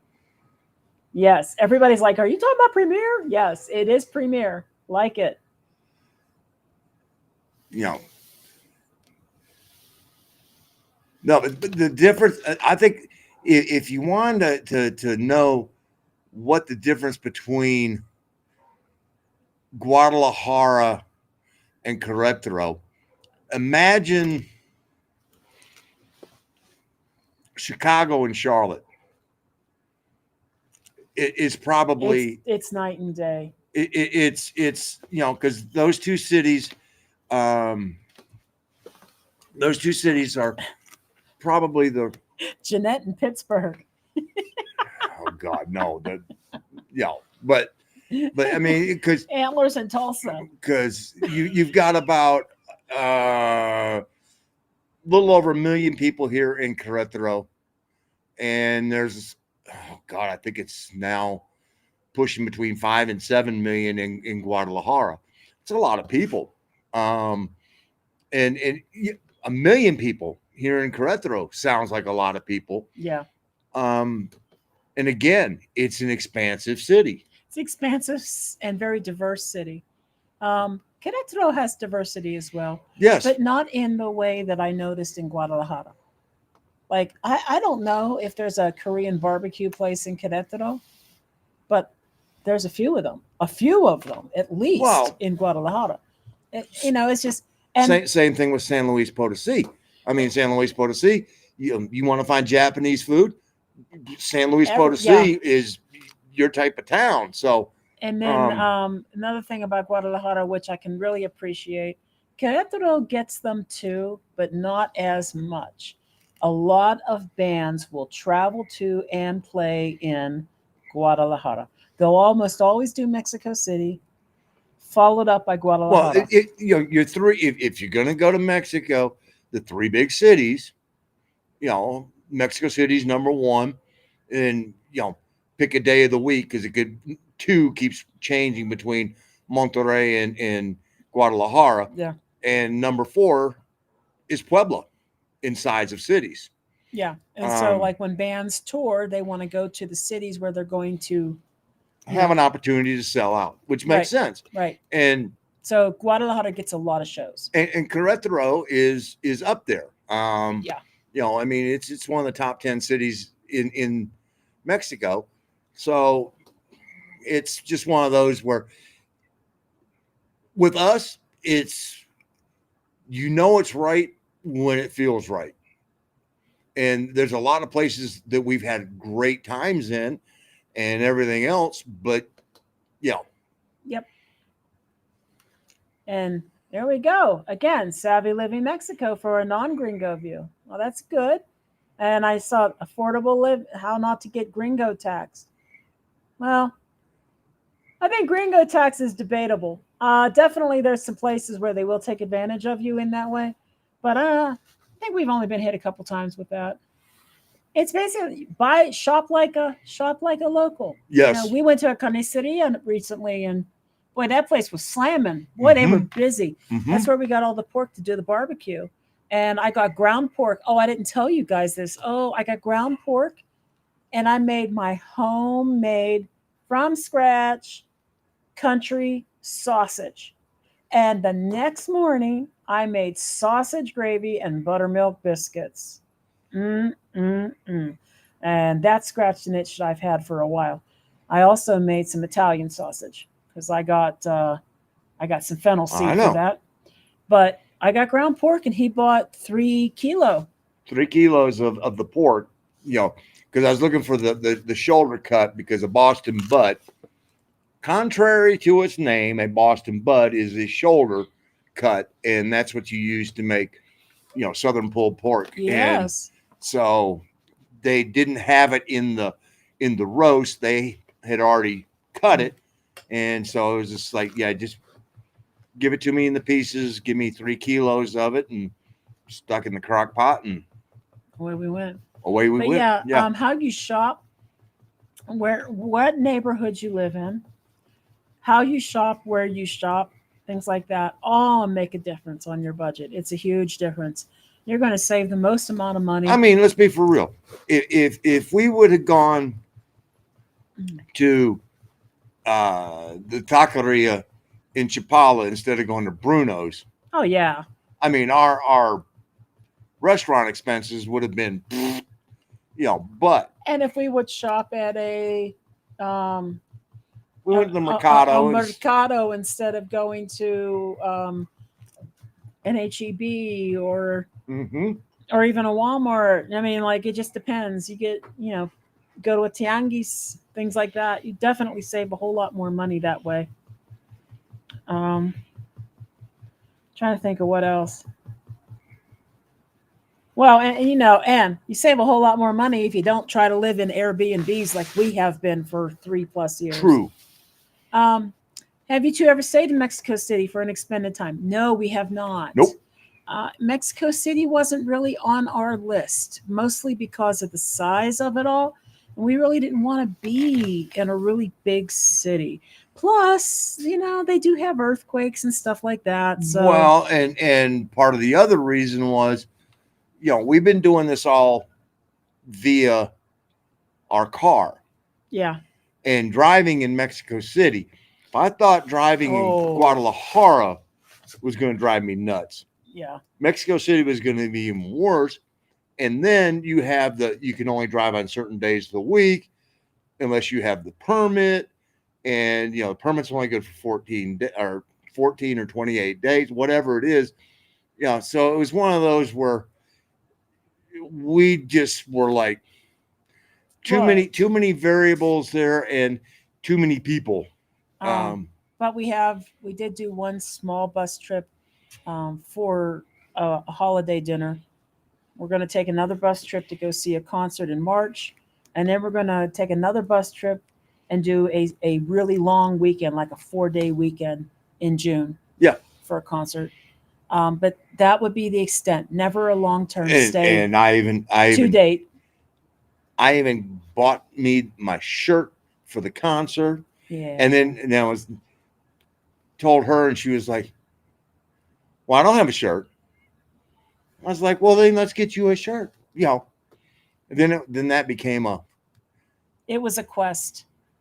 I wanted a shirt, a tour shirt, or something related to the tour of the very first Rush concert I went to in 1987, and it's a boring album cover, and so they probably figured the tour shirts weren't that were worth making anymore for that. So we couldn't find that. So then it was like, okay, what was the concert that we went to see them together? And I ended up what, a Snakes and Arrows tour? yes, you ended up Snakes and Arrows was the first one we went to. Well, I wanted the one from '87, but it is what it is. I go for the one that was like, I wanted one that had the picture of Neil Getty and Alex on it. I didn't give a shit if I'd seen the show or not. That's the type of shirt I wanted. And so that's, I got the Hemispheres one, and it's got the pictures of them on the front, and it's got the Hemispheres on the back. And the Signals tour concert shirt was kind of cool looking, but yeah, anyway. Yeah. So much for that. And then that led to a rabbit hole we probably shouldn't have gone down, because then it was like, oh. I think the nice thing about where we are at the moment is we're centrally located to a lot of places, and now that we started utilizing the buses in the area and figuring out how to schedule our tickets and everything, we can take extended trips now for a week or two to these places and the other part of it is our schedule's done. Not really. What it is as far as being scheduled. Our Oh, schedule is done. oh, I mean, we had prepaid for all of these places. yeah, And so, our schedule, we dictated this out well, because we have all these demands that we want or needs, demands, whichever way you want to put it, for what we needed in an Airbnb, and the list was short. We book them out a year in advance. Be, oh, be not well, quite. 9 to 12 months in advance, we were booking them, and because we want to make sure we got them. And then all of a sudden, we're like, oh God, the travel fatigue started fitting in, but guests are setting in, but we're already committed. And so it was like, okay, off we go. Off we Now go. it's sort of you know what? We'll go when we feel Mm. like it. We stayed in PV because we felt like we already started putting roots down with locals we met over the years, and that's our home. Yeah, Yeah. And that, whatever you're comfortable with, for sure. And you had been doing it. Our only exposure at the time we decided to do this was living basically resorts in Riviera Maya, which which, we decided we needed to travel around and find and, the and, right and place. quite honestly, we knew that spending that time in Riviera Maya, that was not going to be a place that we wanted to put down roots. I mean, we liked going there. We loved the Mayan people that were there in the Yucatan and everything else. But the thought of living in Riviera Maya, Yeah, no. definitely packing more than golf attire. Yeah, you're going to bring a couple of jackets, right? What's interesting, just to give you a hint there, Terry, is that when we were there, I didn't take any shorts. We spent a month there. I brought a couple pair of shorts, but mostly I was in jeans, and it was like, okay. And then KJ and Craig, they're running around in shorts, so they're Yeah, acclimated to so they're that. acclimated. They're acclimated to that particular temperature, and I was like, nah, it's still a little chilly here for Yeah. me, So, and that was October, so I'm not packing shorts.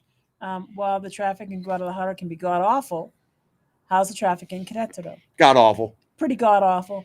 Um, Certain parts of it, it depends on certain parts of it are really god awful. which parts, time of the day, and is there an event going on?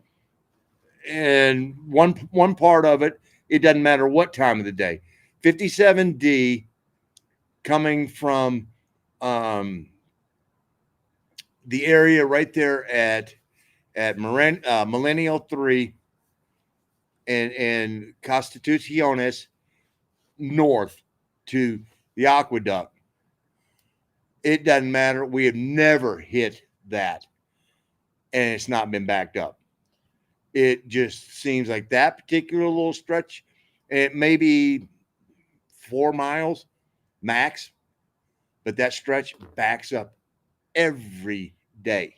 I will say, and this was our lesson learned because we didn't realize how big of a deal it was. On the eve of La Virgen de Guadalupe, we didn't realize how big an The event, shopping day it is. how big that day is. And the night before, we were going to go see the Nutcracker. Our friend Romy was playing the mother. And I had bought the tickets. It cost us like $50 for these tickets, for a pair of tickets. And we left between an hour and 45 minutes before the show. We tried to stop at some flower shops to get some flowers for her. Um, they weren't open. So we were like, forget it then. We got to go. It took us all of that time just to get to Querétaro. And then when we got there, traffic was so jammed up and moving so slowly, we were never going to get inside on time. The, And yeah, we finally get to the venue, and we are the car that they closed the parking gate on. yeah. The car in front of us got in. Us, no. And now we don't know where to park. People are parking Blocks away. blocks away and walking back. And the traffic's not hardly moving anyway. It's like it's creeping. And so by the time we would have gotten parked, it would have been after the show had started. We would have had to walk blocks to get to the venue. By the time you would have got in the venue, she would have been done already. And so we turned around and decided we were just going to go back home. Now, Which that wasn't a piece of cake either. no, it took us 45 minutes to get home. No, just to get to Annie Vet and Arlene's. Well, it's the same thing. Well, They're yeah, 5 minutes away from us. 45 minutes to get home from Querétaro to El Pueblito. 45 minutes. There were 3 accidents along the way. I mean, this is the night, the eve of the Okay. Virgen de Guadalupe. Right. That's the bad part. The good part is any normal day, we can get to Centro in less than 15 minutes. Yeah. Yeah. That's just I what mean, it was that night. That was that night. It was a holiday. Normally, if we want to go to Centro and go to have dinner, because quite often we go and we meet subscribers down there and go have dinner someplace, 1810, Takis, Artiqua, places like that. And boom, boom, boom, boom, boom, we're there. So it's not bad. And part of it also is I'm getting better at knowing routes because the familiarity is becoming there. I mean, like the night that she was describing, GPS is going, turn here. And I'm going, no. I'm going, hell no. It's straight ahead of me. We're on the right road. And you're telling me to turn. Right. And of course, then I'm sitting here as we're sitting in traffic going, all right, maybe it knew something I didn't know, but no, it really didn't, because the traffic coming both ways it sucked.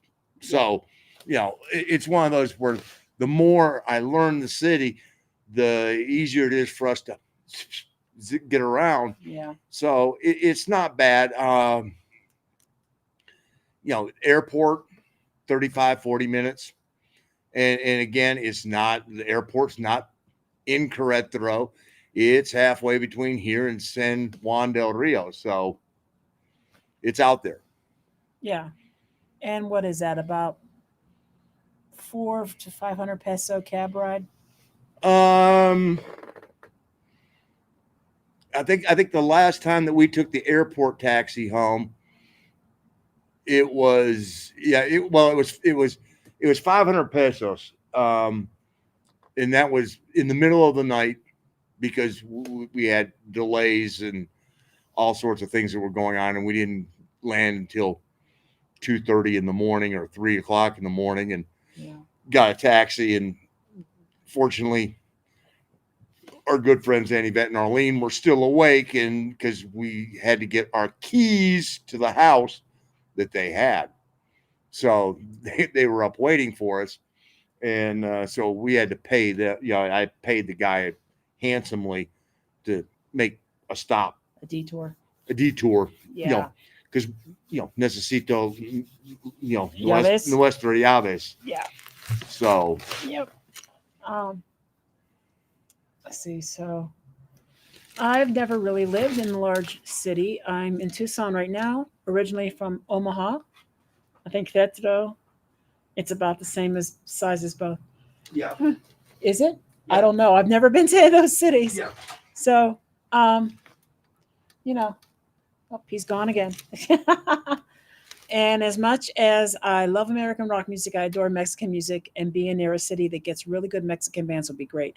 I would say, like, Mexican bands, like the ones that I actually follow and I actually like and listen to, would be Nunca Más and Caifanes. And they are touring constantly. They hit all the big cities and some smaller ones too in Mexico on a regular basis. They will even hit some states in the U.S. Let's see, Caifanes, I think, was even in Canada not that long ago. And but both of those bands that I follow will definitely hit numerous cities across Mexico on a regular basis. You will never be without an opportunity to see Mexican bands in Mexico, ever. Oh God, no, there's festivals all the time. But I do like the bands I like, and I do like the opportunity to go see them. And when they come to Mexico, they will typically be in Mexico City and Guadalajara. They might go to Monterrey. Occasionally, they will come to Querétaro. They may even go to Merida. And of course, they all hit around Tijuana and stuff like that too. So, but yeah, you will not run out of Mexican bands to see Oh for God, no. sure, for sure. Um, B&G sounds great. Both sound like old country breakfast. That's right. Biscuits and gravy, man. And I made it all from scratch. The buttermilk biscuits. I made the sausage from scratch. I made the gravy from scratch. It was so satisfying. um, now that Gina is getting a high end gaming computer, you should splurge a little for a smoker for your pulled pork. He's not wrong. Well, I think I did pretty dang good the other way. You did, but it would be even better with a smoker. Yeah. Let's wait until we replenish the money supply after the. No, I agree. And one of the biggest goals with me working, honestly, is to set aside money to buy a place eventually. Yeah, Um, and that to me is more important than anything. Is knowing that if we want to purchase a place, then we're good to go. Speaking of earthquakes, we felt one last week in our building. What? In Puerto Vallarta? I hadn't considered that. Not too long ago, I want to say it was last week, possibly the week before, um, got an alert set on the phone, and there was an earthquake. There was one when we were in Manzanillo. That was about 2 weeks ago. That's right. And it came across on the phone. And it wasn't for us per se. No, it was in like Oaxaca. No, it was in Guatemala. It was right off the coast of Guatemala, and they were feeling it. They were feeling it all the way up the coast. In fact, I probably kept a screenshot of what it said. I'm gonna look real quick and see. That was that one that was off the coast. It was a submerged earthquake of the ocean floor. Is that what it was? Mm-hmm. I think I kept it. At least I thought I kept it. Maybe I didn't. Yeah. Well, I just thought it was interesting. I know, and I don't think we even felt it in Manzanillo. I didn't keep it. I don't think either one of us noticed anything. No, we didn't feel it. But it was a pretty big one. Yeah, it was. Size-wise. Okay. Heading your way in my minivan. Ramon, awesome. Crossed El Paso a week ago. 3 days in Chihuahua, then Parral, then Torreon.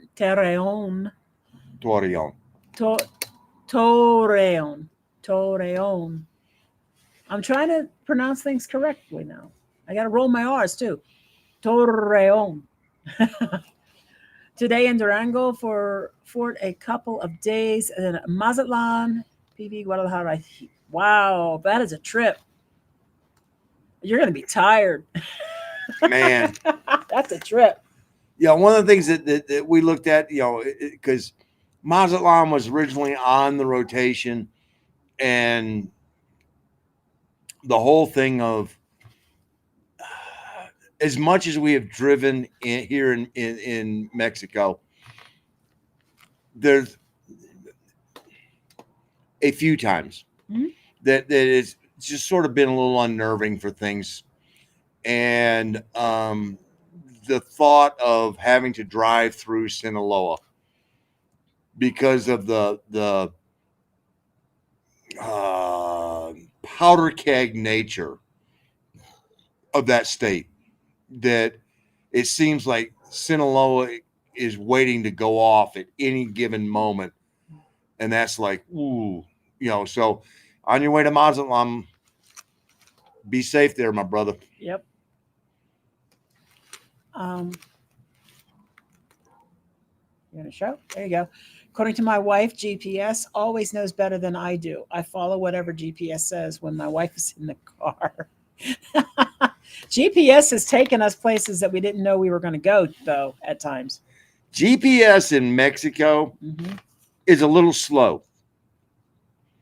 There have been numerous, and I do mean numerous, occasions where we have been past the exit and it's going, take this exit, or the other one. And they like to do this in Mexico. There's 2 roads that will go to the left or 2 roads that will go to the right, and it will say, turn right. Which right? Which right do you want me to take? Yeah.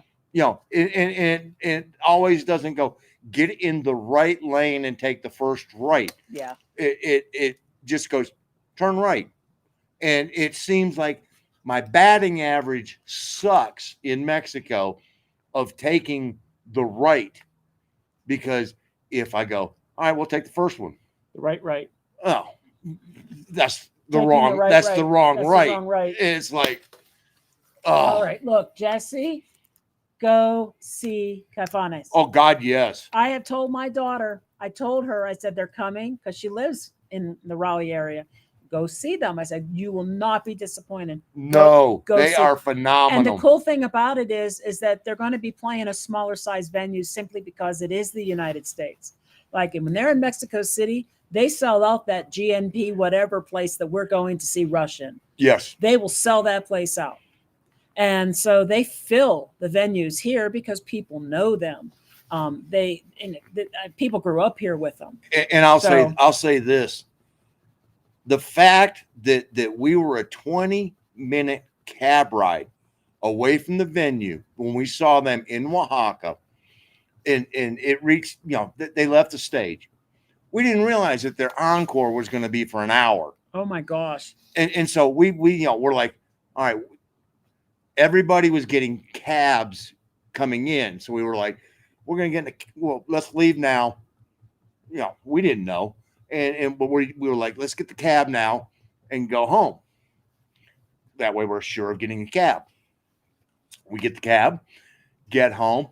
We can hear the people, the audience singing along with Caifanes a 20-minute cab ride away. We could hear them. It echoed in the valley. It was just, that was like, wow. What he said, I don't know if they're going to do an hour-long encore in the U.S. shows. That could be a Mexican thing. Yeah. I don't know.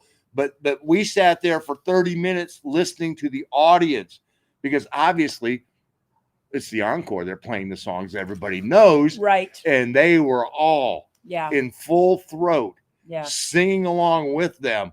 And we're just sitting here just going, wow, we're missing it. Oh my God. We're missing it. It was a very good show. And if you're not familiar with their music, all their stuff's on Spotify. I love them. I'm so glad. It's an interesting combination of there's some definite Pink Floyd influence. There's some Tears for Fears influence. The Cure. Maybe a little Alan Parsons Project, maybe a little Supertramp. I mean, they're basically a 70s and 80s mix. If I'm not mistaken, of the prog rock. Little proggy, a little new wave. If I'm not mistaken, they might have played some Jaguares music as well, which was Saul Hernandez's next band after Caifanes. I think some of those. Not that we would have known. We wouldn't have known. But I mean, when I listen to the playlist on Spotify, I listen to both Caifanes and Jaguares. So I listened to them both.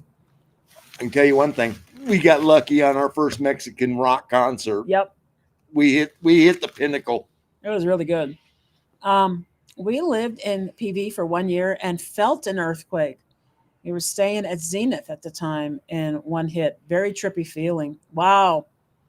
We You know, had that in Oaxaca, but what but it was is like a boom, like one yeah. boom. It shook the whole building. Well, Boom. Huatuco, we felt it more.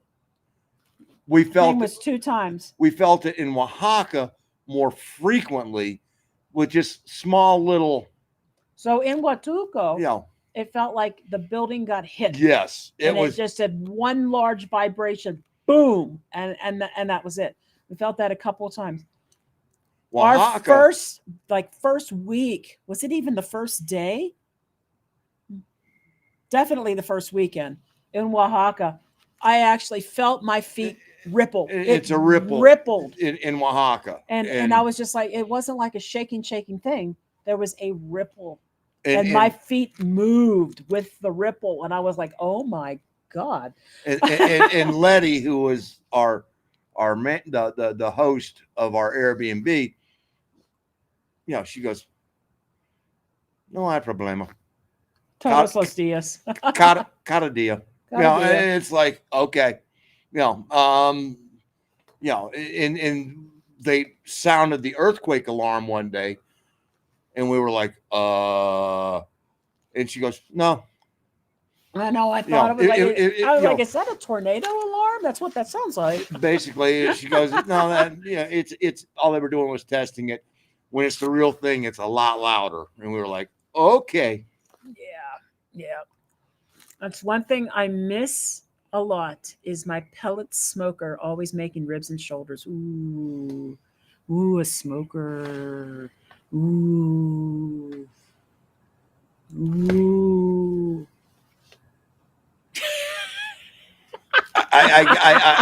No, I get that, and I mean, I like being able to do meats on the grill and everything else, but ooh. The earthquake last week was 1 hour south of us and a 4.2. Wow.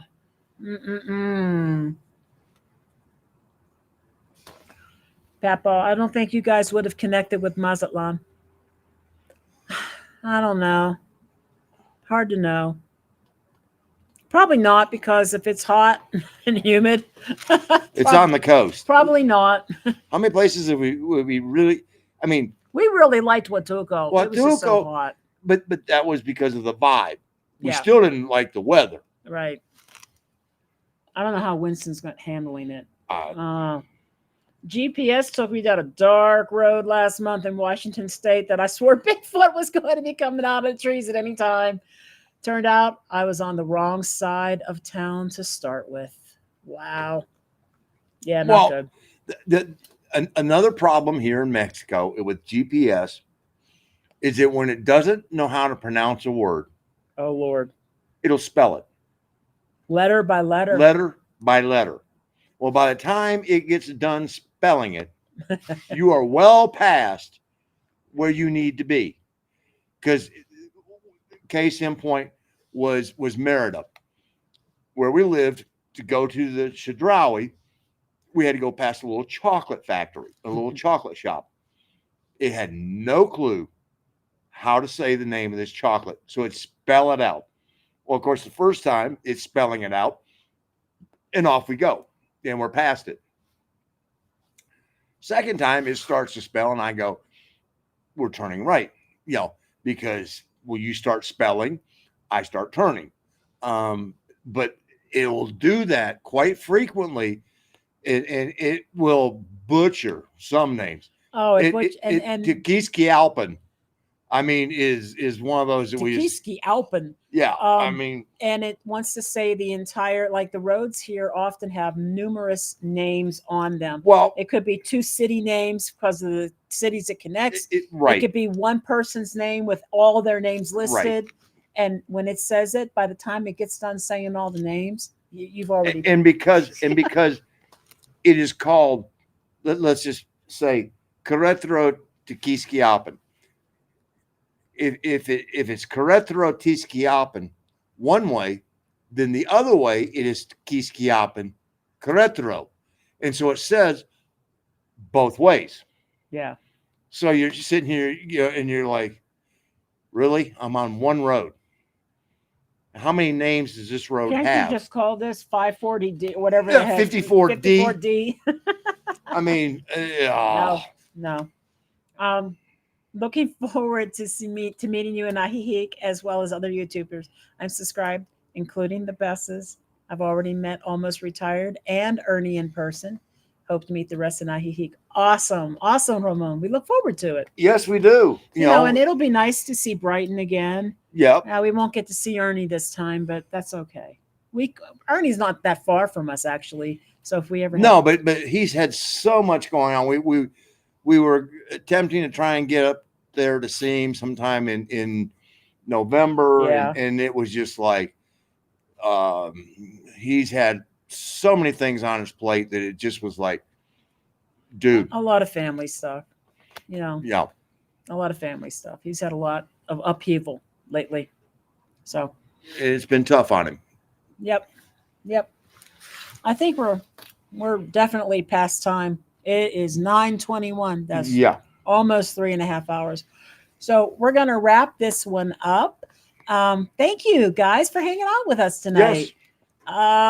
This weekend, Saturday, is the 45-minute interview with Liz and Romy from My Place in Querétaro regarding renting properties in Querétaro and what's involved, the processes, things like that. Next weekend is going to be a part 2 of this interview where they discuss buying property. And it doesn't mean just, there's different types of property. You could buy land, property, house, right? Condo. You could buy from a builder. You can buy from a private existing building. They talk about all of that. And then I'm not real sure what's after that, but I got a couple things coming. We got another grocery run video since people love to see that. Super Lake in Ajijic is going to be this one. This is how you get gringoed. You want to talk about getting gringoed? You want to get gringoed? Super Lake is the place for you. But they got a lot of things you can't find anyplace else. Right. It's one of those. It's imported, and if you want those gringo things, you will pay a gringo price. That is correct. But how badly do you really want it? How badly you want that box of Cheez-Its? How badly do you want that can of Progresso soup? Not that badly anymore, I assure you. That video is coming up, so that might be interesting for people to see. There's a Walmart shopping video too that's out there that might whatever. Of course, we got a Guadalajara weekend video coming. Mm-hmm. And then after all of that, then we're going to start getting into some of the nuances of the Mexican lifestyle of getting your credit cards, and doing some of the day-to-day things and changing your Google location in your phone. What was another one I noticed today that I thought would be really good to share? And of course, I'll do the whole demo on the budget app, which is absolutely awesome. And no, we're not getting any kind of kickback on these apps. No, we never do. The only thing we ever get a small commission on maybe is basically whatever we have listed under our video descriptions. Otherwise, we don't have anything set up with anybody. If it's helpful and I think that you might be interested in it, we put it out there. We're here to share. Exactly. If we can add one tidbit that makes your life a little bit better, that's all that matters. So that's I might do a video after we get done with this Primera Plus where I did it, getting our tickets. Last time we did it, the bus trip, it was our first ever, and our friend actually bought all the tickets. So I wasn't really able to speak to that process from a personal perspective yet. But now that we're doing it, we can talk about that and how easy it actually was and how confusing it can be if you're not used to what you're seeing. For example, I picked a to and a from. I picked each leg of our trip. And when I got to the basket, it was showing me more than it showed me when I picked the tickets. For example, return trip home has something about Aguas Calientes in it. Because we're getting the bus that goes from Mexico City to Querétaro to Aguas And Calientes. so Aguas Calientes is its final destination. But you want to talk about being in a panic when you're looking at your cart and you're expecting to see Querétaro, Mexico City, Querétaro, and now all of a sudden here's Aguas Calientes, and you're like, what? That No. wasn't advertised when I picked that ticket, and we Well, forget. and the biggest part there is making sure that the bus we get on Right, goes to Querétaro. right, You know, we don't want to have a bus that goes to Aguas Calientes and takes a different route and doesn't stop in Querétaro, exactly. and then suddenly find ourselves going, well, now what the hell are we going to do? Because the next one, we got to get a airport the next morning. So Yeah, so yeah, we do still have traveling coming. Yep. But it's going to be traveling for the concert, then up to his mom's, and then back, and then a little bit of a break, then a concert, then a little bit of a break, then we're going to the beach and in then October. beach. Yeah, so we got stuff happening. All right. We you too, Sheila. Thank you so much. Um, we appreciate you guys being here. Oh, absolutely. Thank you. I love this, Diana. You're so cute. Deanna. I love these conversations. They make me feel as if life is normal. It is. It is normal. It's your perspective, and you know we try to be as normal as possible. I mean, well, and just not to go on too long. Mexico has made us normal. It has. I mean, I replaced the battery in my computer. He did it. I did it. He didn't ask me, Miss IT. And He did it. and not a 4-letter word was uttered. So it's one of those where it's like, yeah, I went, I don't know what's going on. She goes, maybe it's just because we're a little less stressed. It's Mexico. And he replaced a flapper in a toilet. He hates doing anything plumbing. And he did it. And no 4-letter words. And no 4-letter words. We are happier people. We're less stressed. And it's because of Mexico. For sure. So this feels very normal. This is what normal is supposed to feel like. A lot of us have forgotten what normal should be, and normal should not be something that is just driving you batshit crazy. The 24/7 news cycle of Yeah. and hate instead No, of this is normal. okay. Calm, smiling, enjoying life. Relaxing. This is normal. All right, guys. Well, we love you all. Yes. Thank you for coming tonight. Those will be there in 2 weeks. We really look forward to seeing all of you. The rest of you, we will see you in 2 weeks from Ajijic. Hopefully with some other channels, and we're going to see how that works. It's going to be what it's going to be. Dos semanas. See you in